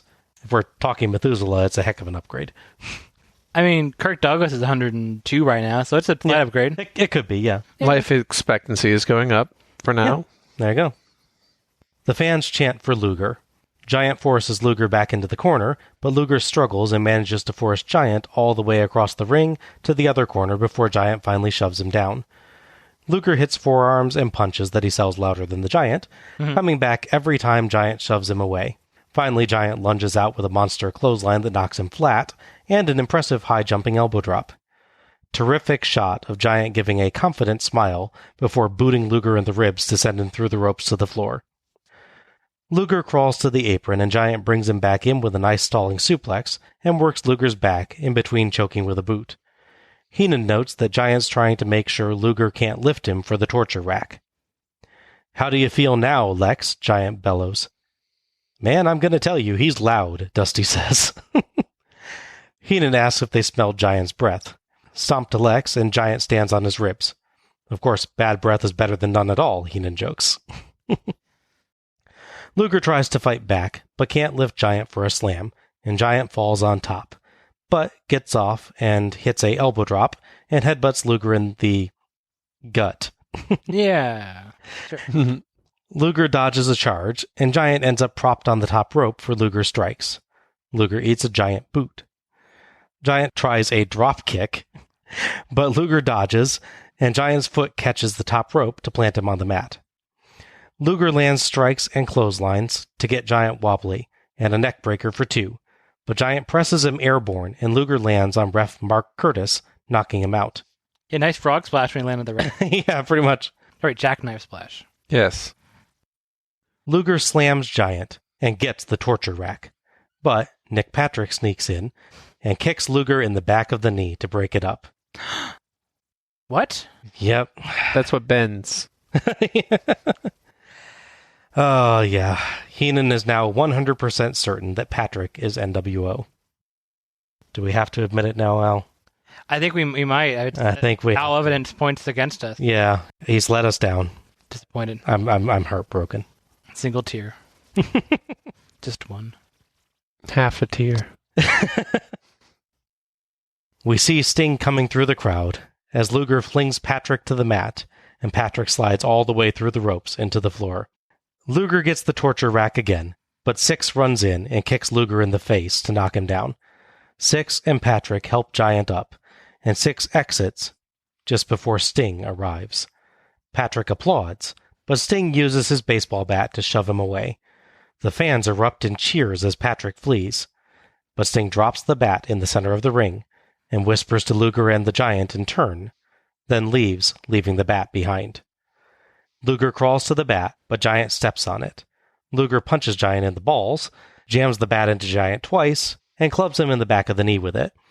Luger shoves the bat out of the ring, takes a couple of tries, and pins the Giant as Curtis drags himself over for the 3 count. The crowd counts along and cheers wildly for Luger's victory. Luger celebrates with elated fans as Giant looks on in pain and disbelief. Giant's expression turns angry as the announcers ask where the Outsiders and Hogan were for the Giant. Great bit of acting there by the Giant, I thought. Very subtle changes in expression that really drove home that the target of his anger is not Luger. Thoughts on this one? So it was an interesting one, because I was talking before about how the match with the Face of Fear and the Outsiders was a mix of like old school mentality and new school mentality. This one feels very old school. Mm-hmm. It feels like this is a pretty basic, albeit well executed, Hogan versus Giant Guy match. Mm-hmm. Like, Luger is Hogan, he'd be, forcing his way up and then knocked down. You have Andre's walk across the back spot. Obviously, Andre's not doing the drop kick attempts or splashes in the corner like that. So there's some differences. Understandably, this is a little over a year into Giant's career. It's like October 95 is like his first official match. So it's understandable that you have someone like Luger's been wrestling since the mid-80s. Mm-hmm. Understandably, he calls the match and sort of structures it together, probably with help of someone like Arn or someone on the back. It works, I think. Obviously, the fans are really into the match. But there's definitely a lot of the bad side of old school wrestling. The fact that they have to walk across the ring really slowly as a test of strength. Mm-hmm. They don't do the knuckle lock thing, do they? They did not do the knuckle lock. That's the only thing they missed. Yeah. Otherwise, that's 100% classic Hogan match, just that leg drop, obviously. It's nice to see the little things that Giant can do, like the dropkick attempt, even if he's awkward with the end of it because he knows he's going to miss it. Both legs should be up there, but only one's really up. Yeah. I understand that. But his splash is really nice. And his, like I said, his character moments do sort of ease through the match. Mm-hmm. I mean, you see him walking out. I think he was trying to look like he hasn't slept in 3 or 4 days because he has really deep rings in his eyes. Mm-hmm. Like he's been in thought and everything. But once the match goes his way, he's suddenly much happier. He feels he's got this in the bag. The Sting stuff's interesting. I mentioned before how there's 3 moments where they get the camera in the wrong spot, this being the 3rd one. Because you can't see Sting pointing the bat at Nick Patrick with the first angle they use. Mm-hmm. I don't know if you want to blame them for using the hard camera angle and Sting maybe should have been the other way, but the big moment of him pointing the bat is just, it's really muted. We catch it afterwards. In the crowd, you would see it. At the arena, you would see it, but Yeah, you see him pointing his arm out, and Nick Patrick, aghast, like seeing a ghost, and they don't know what's going on. Once they turn, they're like, oh, he got the bat at him. Okay. It's a shame that one like that is kind of ruined a little bit. Mm-hmm. Obviously, Luger's song is great, so yes. can't ever be mad at that. Giant, super loud voice is a nice accent to that. Mm-hmm. Obviously, I've accepted at this point, watching previous NWO matches and knowing the story of this show, that there's going to be interference. Not a happy acceptance, just, it's going to happen. At least it's Sting. At least it is Sting, yeah. Yeah. Although there's Patrick and Six first, but yeah. By the way, too, the old school mentality as well. Like Nick Patrick sneaking up the stairs like he's Snidely Whiplash. Yes. That was hilarious. I missed that. Yeah. He's literally like hiding behind the ring post. He's like an old school silent movie villain that's sneaking up. He's going to tie the woman to the train tracks. And he's hiding behind the ring post while Lex looks straight at him and so Lex doesn't see him. Yeah. What's Nick Patrick's mindset? I've been disguising myself as being a heel referee for the NWO for months at this point. So my big moment is going to be a really weak kick to the back of his leg while he's not looking. He did not follow through with that very well. Kind of a shame if he really truly was evil all this time that he didn't do a very good job of the actual payoff. At least he did it overtly, even though it didn't look powerful. Like it wasn't like it was definitely he wasn't like overt. He nudged you or just like slowly stepped on him and leaned into him. Mm-hmm. It was a fun match, but it takes a lot to get going because that's sort of old school mentality. It's a bit plotting in the beginning, but it pays off. I didn't pick up on the classical strong guy versus Hogan or whatever. I don't really have that big of a repertoire to make that a thing. Sure.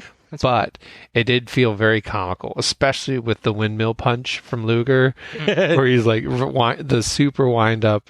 I know that they were trying to hit all those spots. Like, I think it was like the third attempt or whatever got him on the rack. It's usually how it is, good. Mm-hmm. Yeah, the rule of three. Great performers. Luger, obviously doing a little bit more than Big Show Giant. That's okay. You can tell that he hasn't really come into his own yet, but at the same time, puts pretty good effort into what he can do. Mm-hmm. Everything he does is going to look a little bit powerful, and it's really comical to see, even as tall as Luger is, trying to pull off these moves instead of like putting your arm around someone in the back. He's like has to like reach up and go around the back of his neck to do it. I was happy that Sting showed up, and that was the only thing that made the interference okay for me. Okay. Yeah, there's interference, but then the match still ends not quite clean, but He also misses the ref too, which I thought was nice. Yeah. And the fact that he whispered to both of them kind of makes me think, is he like a covert agent or is there something else going on? Exactly. Mm-hmm. So they're going for it. Yeah, it's very mysterious. Yes. And I if there's intrigue, if there's something unique about it, I'm not so opposed to it. Okay. Literally, he just leaves the bat in the middle, so he's not like he's on anyone's side. He's just an agent of chaos, which is great. Okay. I'm cool with that. It was a decent match, but it's not my favorite. Sure. Yeah, there's not a ton of variety to this match, and it gets somewhat repetitive, but I still really enjoyed it. There's two big guys here just trading off, hitting big strikes and big moves to each other. It's genuinely awesome to see Luger manage to get the Giant up for the torture rack, not once, but twice. And Giant's agility is really surprising. Yeah. And like you mentioned, the crowd is super into this. Yeah. Luger is so hot right now. And aside from two guys in the front row who were clearly fans of the Giant, the crowd kept chanting for Luger. If you're 1 year into your professional wrestling career, you should be super proud of this match. Yeah, I can see that. This is very, very good for someone that early in his run. It's a good match, period. Yeah. As far as the ending, like you, John, I like the sense of intrigue about Sting's involvement and the lingering uncertainty about his motivations. What I don't like is that the hero, Luger, actually does have to stoop to cheating to win. That's how you turn them. Yeah, I get that he had Giant legitimately beat twice and only didn't win then because of the NWO, but I just feel like for WCW to be the good guys here, they should definitely be the more ethical. I don't know. Still, it's a fun big man match that used the characters well, and it left things in an intriguing place story-wise. I realized what Sting bit reminds me of. There's a scene in The Dark Knight with the Joker. He's taken over the gang. Right. And he breaks the pull cue over his knee and says, "I'm only taking 2 of you," and drops it between all of them and leaves. Right. That's what Sting's doing. There you go, yeah. To your point about good and bad, I mean, yeah. Sting is a Joker, and well, they're both bad guys, really, in that scenario. But yeah, there's no good guy in this scenario, I guess. Yeah. Like prove yourself to me, and then leaves the... Yeah. Yeah. Yeah, I do think it's an interesting part, and I do like how, again, it reflects on the Sting and Luger storyline, that you think at first, he's coming down to help Luger because he's his friend, but he's still ticked at Luger, most likely, for the insults and getting in his face and everything during the War Games bit. Yeah. So he's not just there to help Luger, he's just there to, give him a chance. Yeah. But then he's going to walk off and see what happens. So it's a really interesting moment. I don't know, a little part of me is like, I kind of wish that it would have been like, Giant gets the bat, but Luger wins anyway, or something like that. No, I can absolutely see that. The fact that he has to resort to punching him with the balls, then using the bat is also there, Yeah. I can see that. As amusing as that was. Oh, yeah. It's like bicepting him in the ball. He puts his around behind him. Oh, yeah. Our final match is Roddy Piper versus WCW World Heavyweight Champion Hollywood Hulk Hogan, with Miss Elizabeth, Vincent, and Ted DiBiase. The referee for this match is Randy Anderson. So at the end of Halloween Havoc, Roddy Piper shows up and cuts a promo challenging Hogan to a match. Hogan, of course, doesn't want to do that because he doesn't want to fight Piper initially, but then he seems to turn after being threatened enough.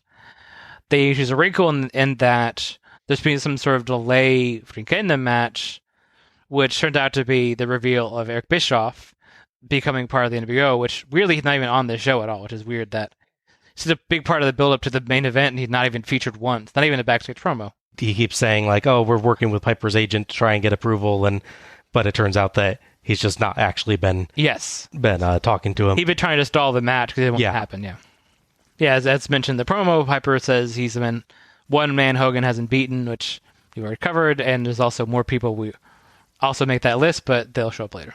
Yeah. Ring announcer Michael Buffer introduces this as a match between 2 living legends, and says people are calling this the match of the decade, but it might actually be the match of the century. I don't get why they don't just call it match of the century right out. There's no need for the decade stuff if you're just going to upgrade it. It's weird. Oddly, Hogan comes out first, despite being world champ. Normally, champion enters second. True. Yeah, I think with that, but yeah, you're right. He plays air guitar with the title belt and points out NWO signs in the crowd. The announcers decry the disrespect of the big gold belt. Piper is out second and gets extremely long pyro. Yes. I comes to fight, baby, Dusty yells. Chants for Piper as Hogan tries to quiet the crowd.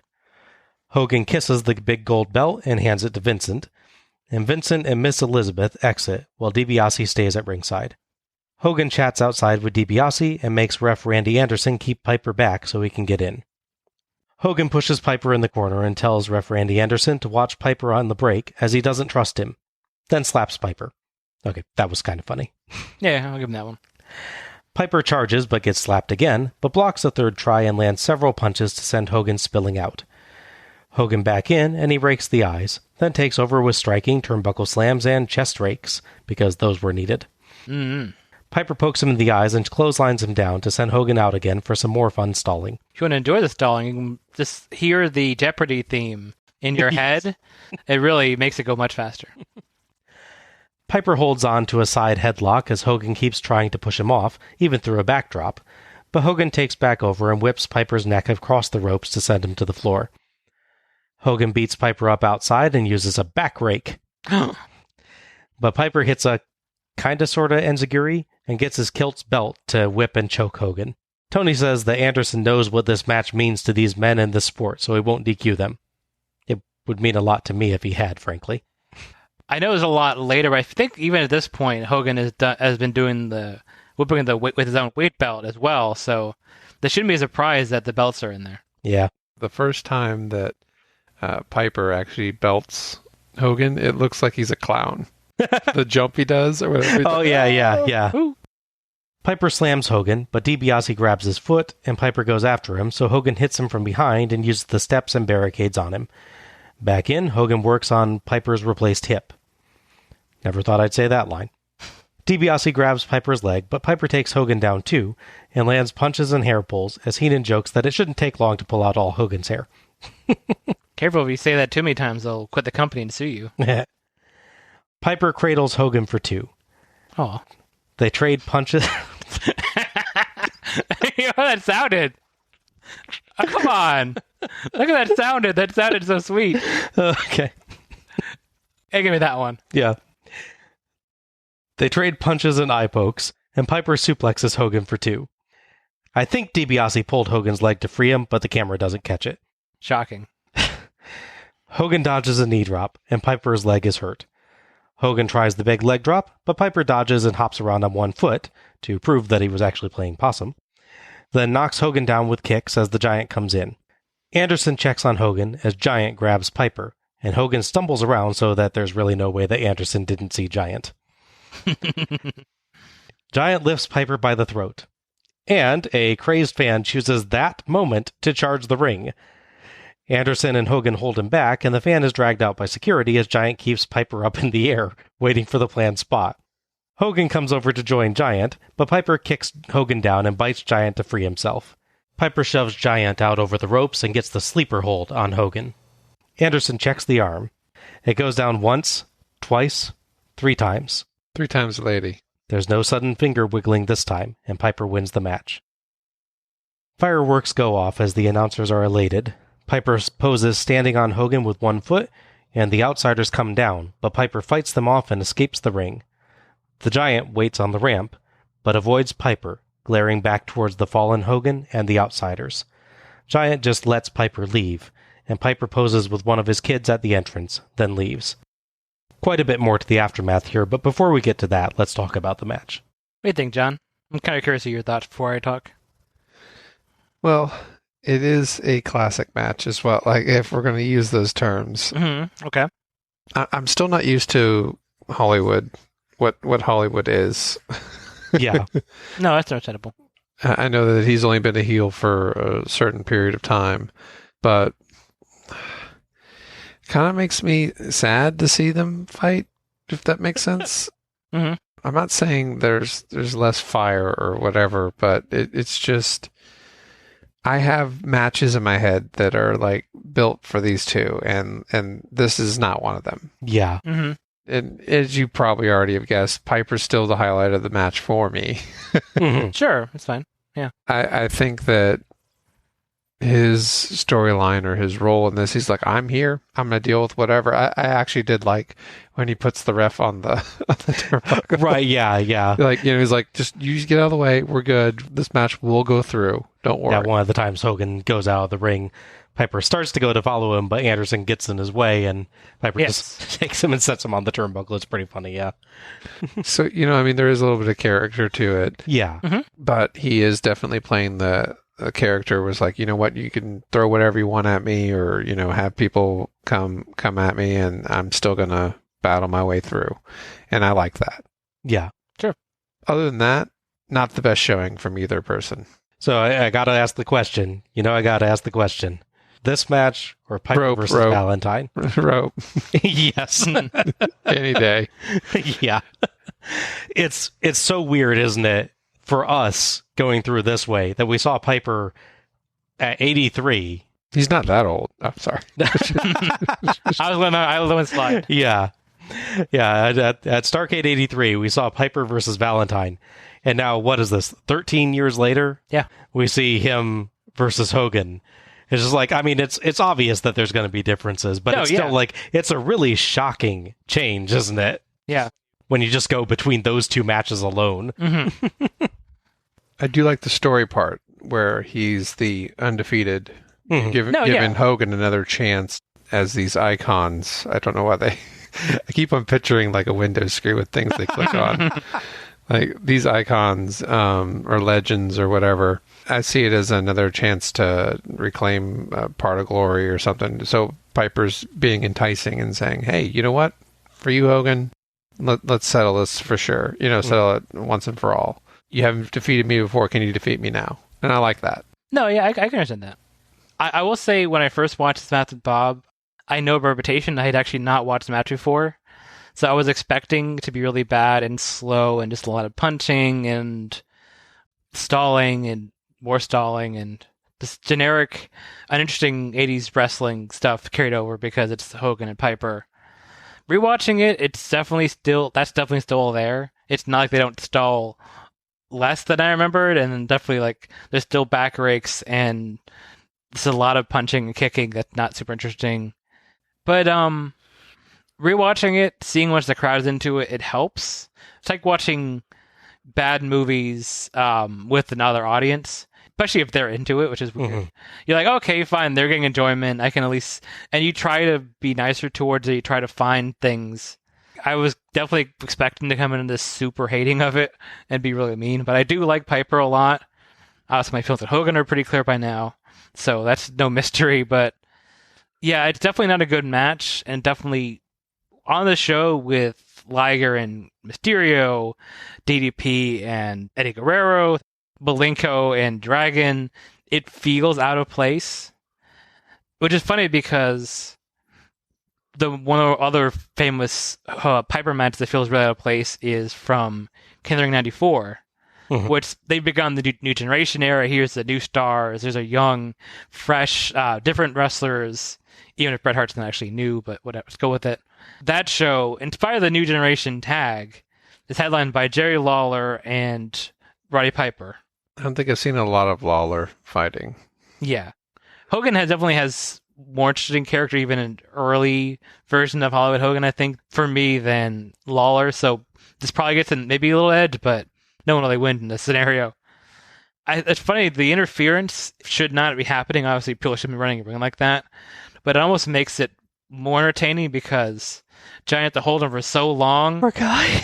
And the payoff is Piper sort of awkwardly shoving Hogan with 2 feet, and then biting Giant, which we don't see because of the camera angles put. Yep. So moment number 5, apparently, whatever we're up to, or 12, who knows. So it makes it funnier to me because they stall the spot so long because the guy runs in. The weird way he makes it better. I do appreciate Giant, you can tell, at least is clearly supporting Piper on his back as well, not just holding him by the throat the entire time. Oh yeah, he has his arm underneath his leg. So still, that had to be terrible. Yes. I was hoping it was the fan from the other side had come around. Yeah. The gray shirt. But yeah, it's not a good match. I'm not going to ever say that, but it's a match that I didn't enjoy, but clearly a lot of people watching did, so yeah, they got what it's worth. Yeah, this was pretty bad. What? No, yeah. It's nowhere near Hogan versus Butcher bad, mind, but that's still pretty bad. The main difference here is that both guys have character, like you guys were saying. Mm-hmm. So rather than just one having character like that match, both are capable of doing the character moments and both are capable of selling. So this has at least the very basics of a wrestling match right, but that's about it. Yeah. They do so very little. There's just a bunch of very basic striking, and I remain mystified by chest and back rakes. It's like, once again, guys, you have muscles. Try using them. Lots of stalling here. And this is so much longer than it has any right to be. It's about 15 and a half minutes. Cut it in half or maybe to a third, and I think the two probably have enough personality alone to carry it. But as it is, it just drags on. It became clearer and clearer that the basics really were all that they had to work with. Yeah. There's a standard suplex that's treated as this massive spot here. Yeah. The sort of move that we see pulled off time and again in earlier matches is built up like, oh my gosh, you should be really impressed. Can't believe he suplexed Hogan. Yeah, the high spots, definitely. And suplexing Hogan and body-slamming Hogan. Yeah. You're like, oh, okay. That's like what you learn in the first week of wrestling school. Yeah. Add in the completely inexplicable lack of DQs for blatant and repeated rule breaking by both competitors, and it's difficult to find any entertainment value in this for me. The most interesting spot is the bit where the fan charges the ring and gets his butt kicked, and that just shouldn't be the case. It's a really flat final match, especially after some really good matches earlier on, like you were saying. The build makes it sound like this should be epic, but it very much is not. This show is so strong, and then this match happened, I think makes it worse. Yeah. I think that they hyped it the right way, though. We've seen so many like promos and things that have nothing to do with the show. Mm-hmm. True, yes. Yeah. They each got their own rambling, and they got to do that. Yep. And the final product is exactly what you expect after those first two promos, but at least they put it in the show in an order that makes sense. And that's saying something. After the match, Hogan wakes up, and he, the Outsiders, and DiBiase go to confront the Giant. The Giant shoves Hogan and yells at him that Giant watches his back, but where was Hogan when Giant needed him?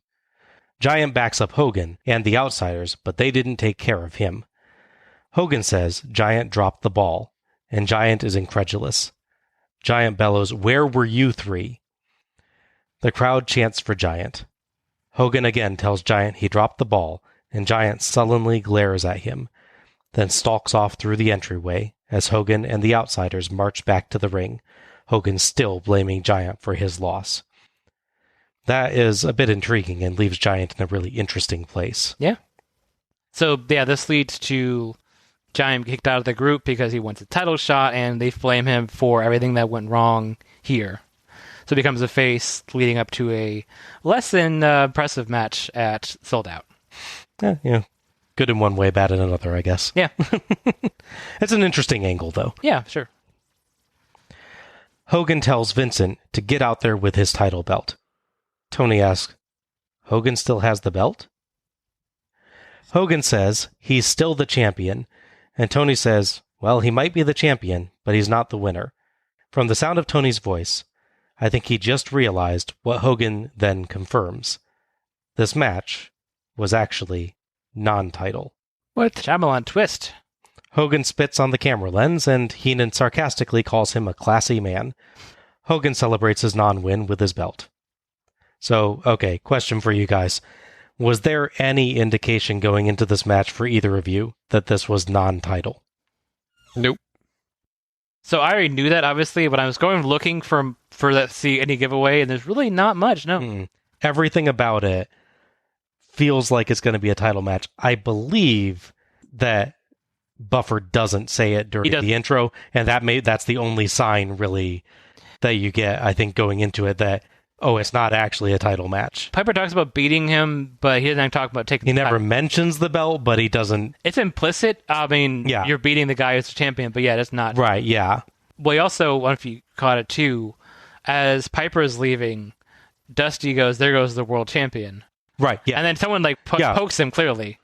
And he's like, or is he? And he covers that's a quick thing. I'm not sure that the announcers are clued in on that at all. So clearly, Bischoff's in the headset, like, shut up, dude, don't say it.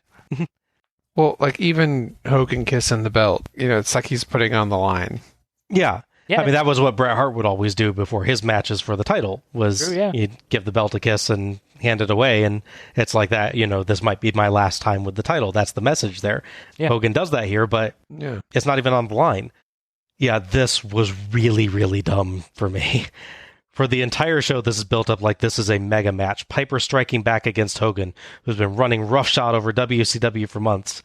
The announcers cheer Piper on, giving every indication that his victory over Hogan's going to be meaningful and important.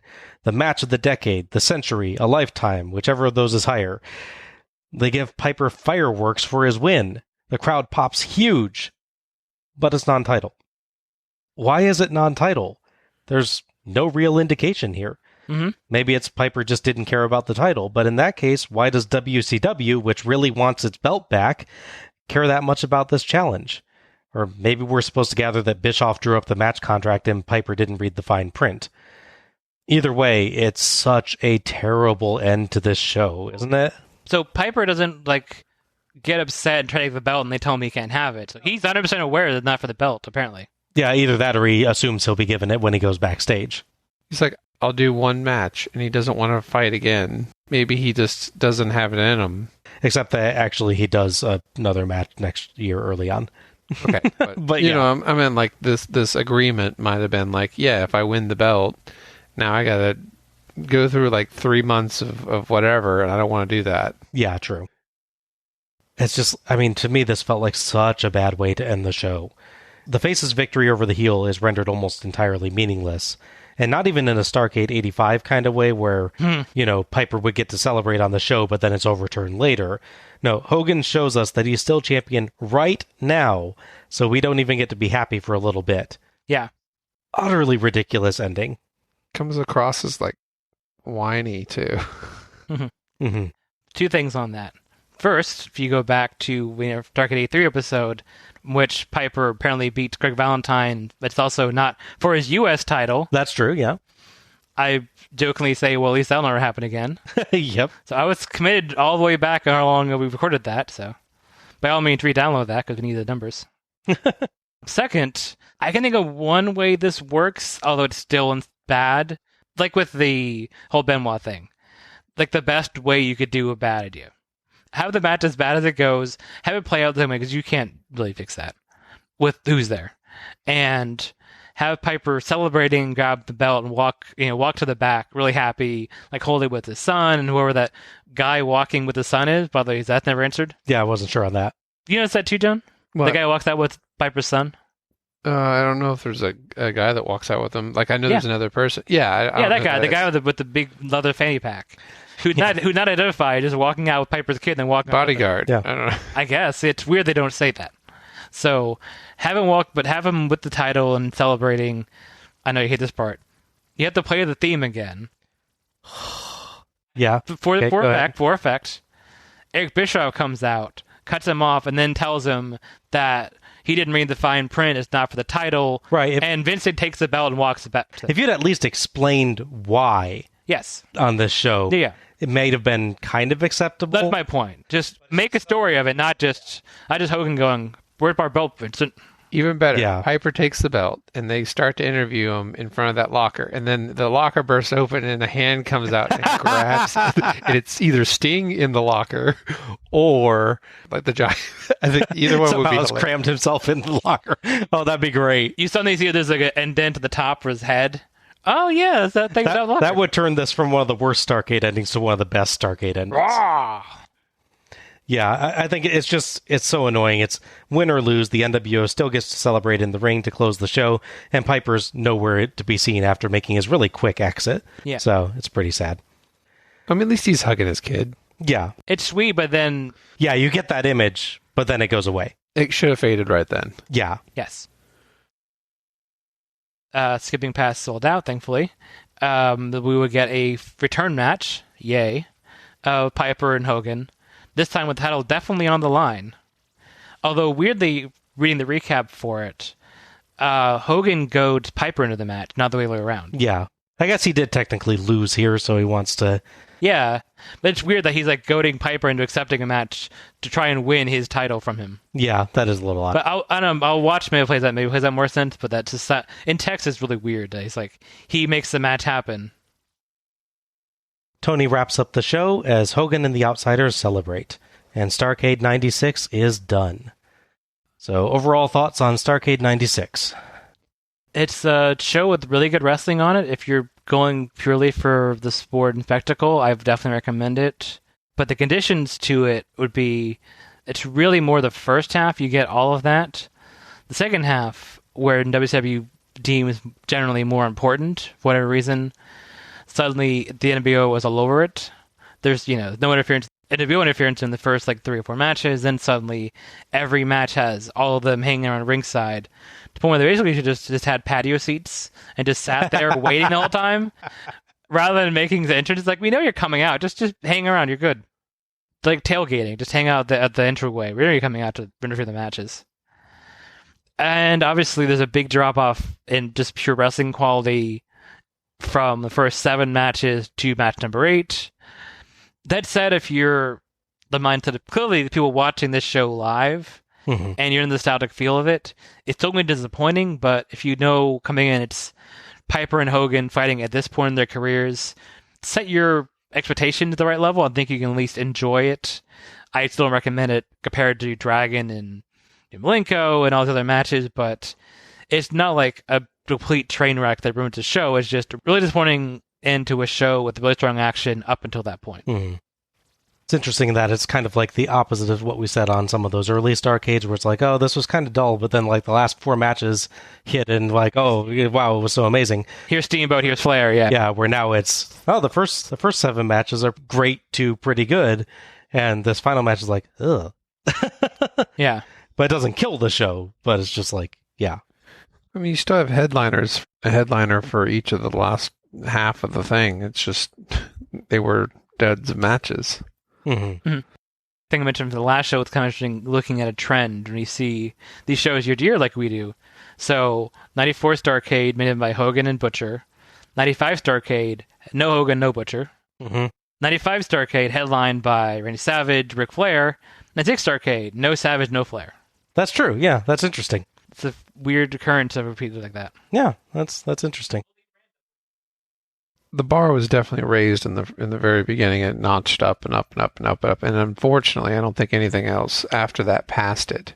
Mm-hmm. There was always either a comical or some sort of annoyance associated with each of the matches that followed. Mm-hmm.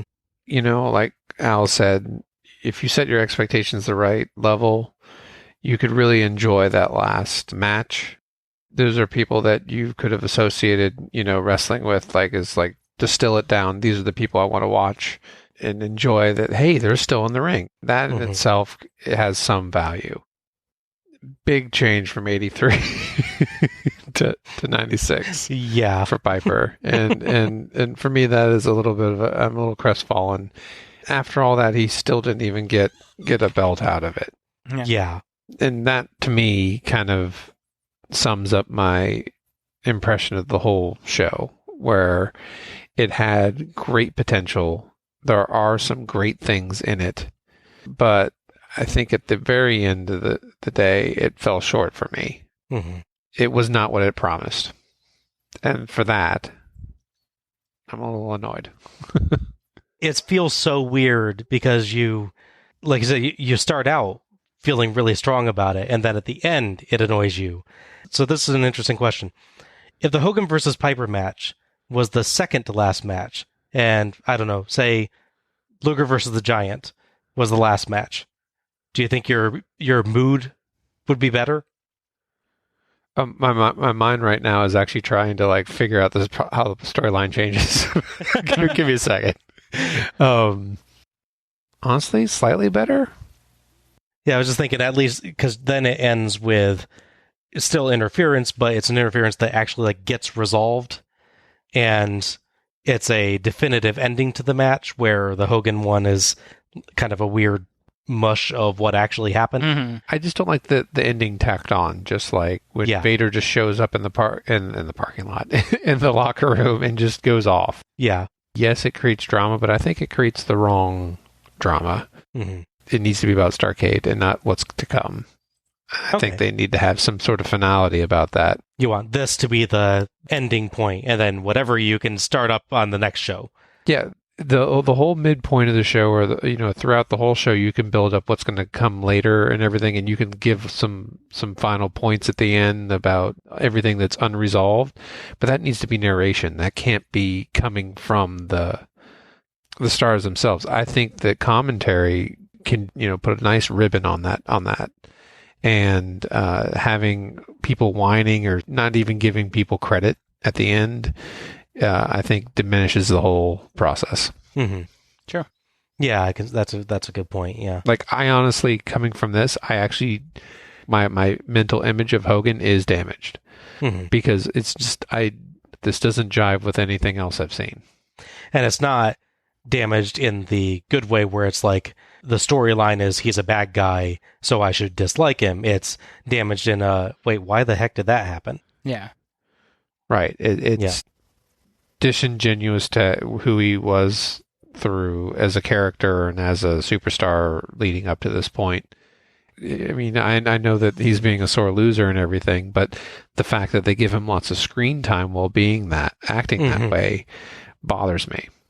They could have rolled credits and still said, okay, fine, they're upsetting everything. That's you fine. say that for Nitro. He can come out and go say he won. I think he still does that promo anyways. It's a slightly bitter taste. Yep. Yeah. Okay. So about 80% of this show is quite good, I think. Seems fair. Yeah. It's 8 matches. The first 7 are at worst acceptably fun and at best really great. Not every match is an absolute standout, but I had fun with all of the first 7, and aside from some weird endings from time to time, I thought they worked really well. The promos were hit or miss, and the Sting video package was strange but intriguing. Even the match endings that were strange or non-finishes at least tended to leave their stories in an interesting place. Yeah. Unfortunately, the last match happened. And that put a damper on the show. The main event here is just bad, and while it isn't as bad as Hogan vs. Butcher, it stands out a lot more, because otherwise this show had been a lot better than Starrcade 94.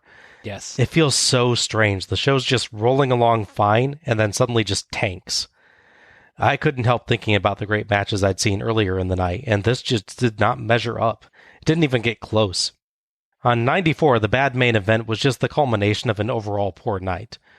On 96, it's like, I don't know, you got a really great ice cream, but mixed in with all your favorite toppings was a dried up dog turd. Just plop right there in the middle. Main attraction. There are a few other missteps here and there. The announcing was variable tonight. I think it's strongest when it's the three-man team of Tony, Dusty, and Heenan. When they add a fourth announcer in the first three matches, it's just too many guys out there. Yeah. Tenay does a good job, don't get me wrong, but you don't get as good a back-and-forth feel of discussion with four guys.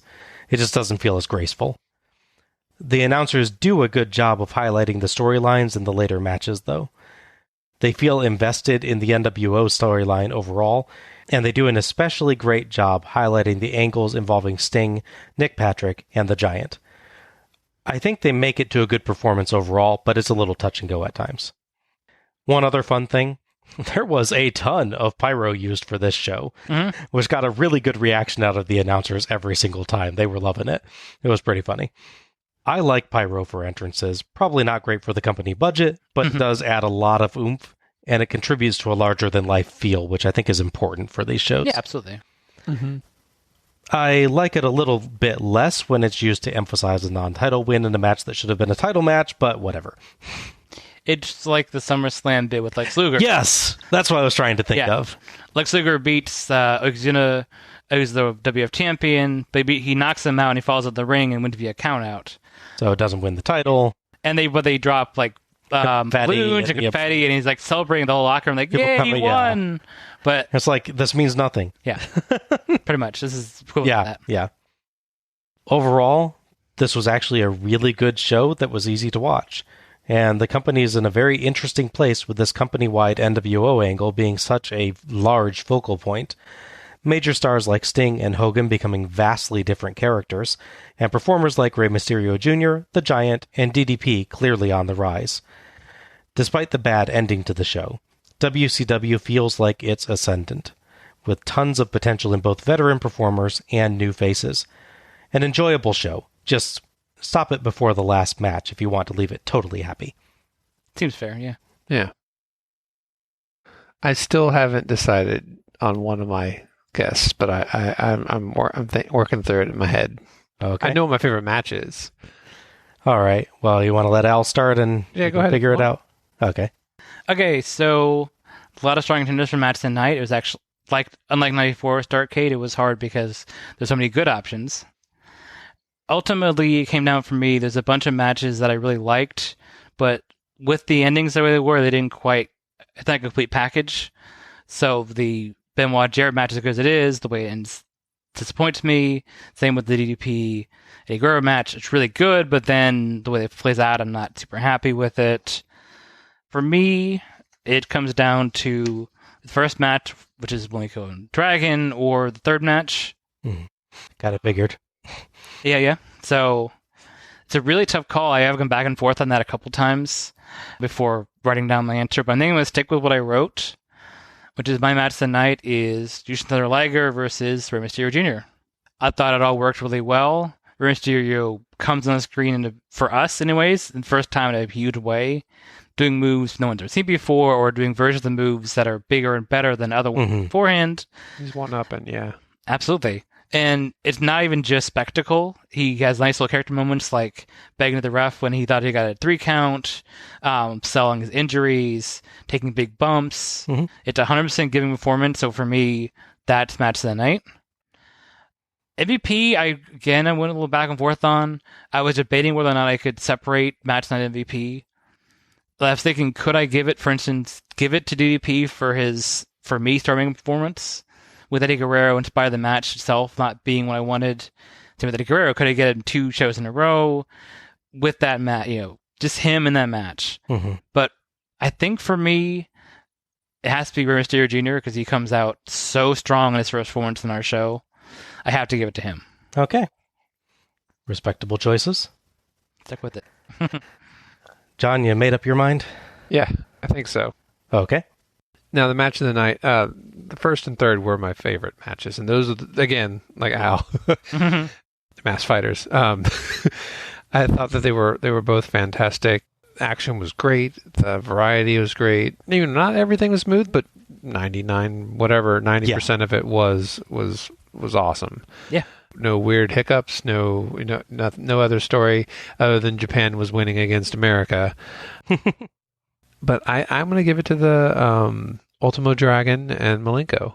Okay. Because it was the strongest opener for any Starrcade, I would think. Wow.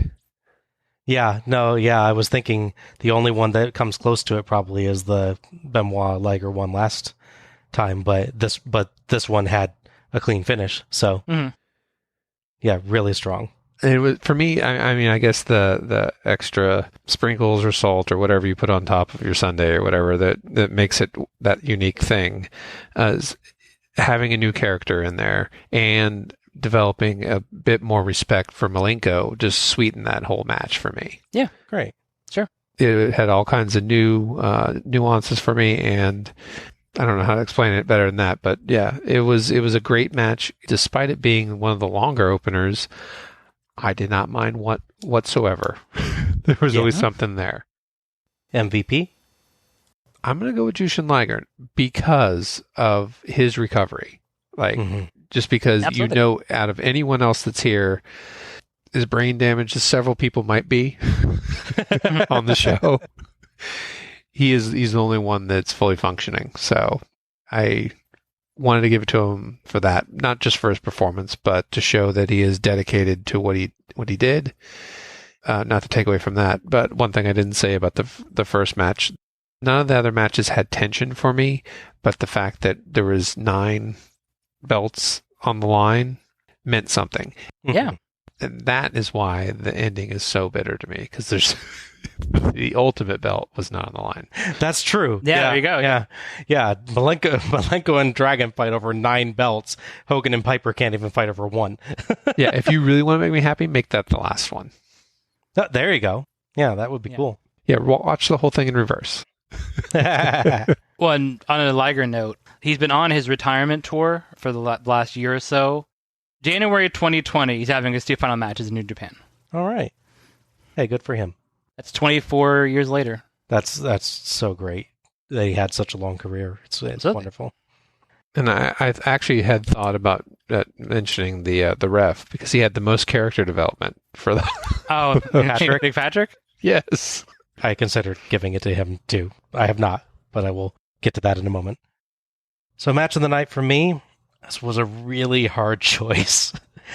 There are several terrific matches tonight, and it's a really enjoyable show to watch.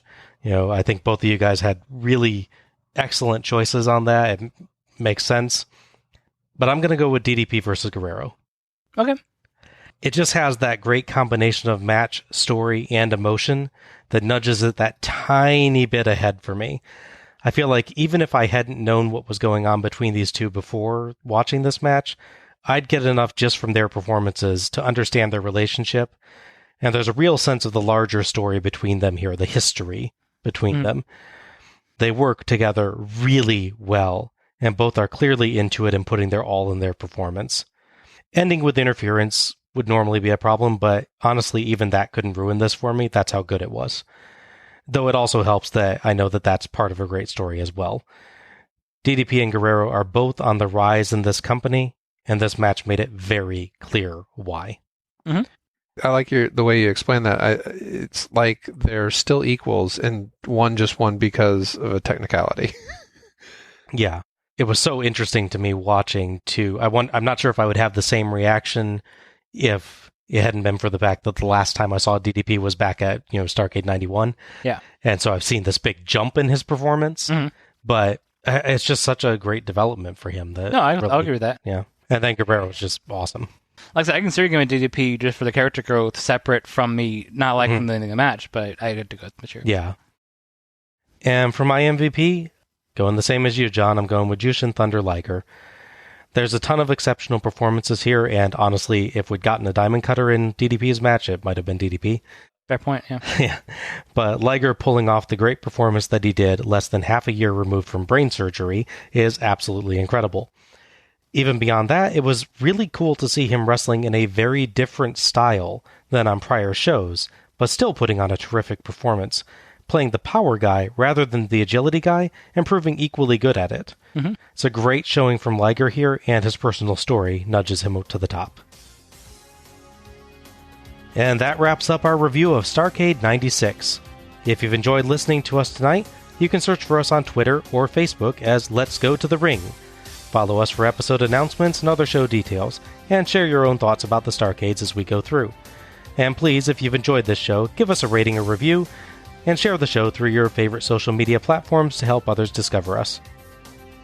Many thanks to OSW Review for our attendance and pay-per-view figures, and to Gina Trujillo for our logo.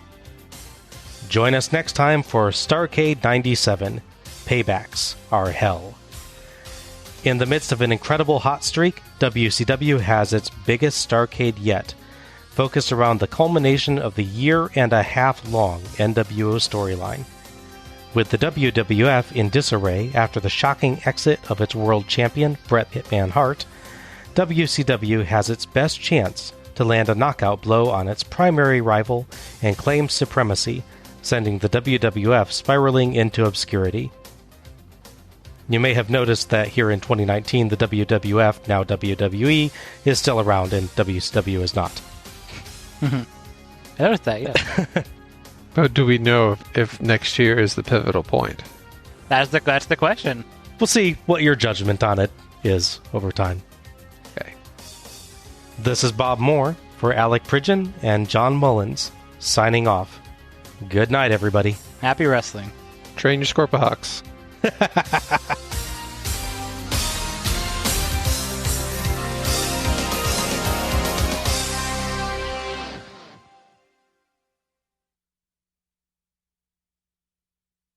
I was afraid we were going to get through the episode without a Scorpahawks reference.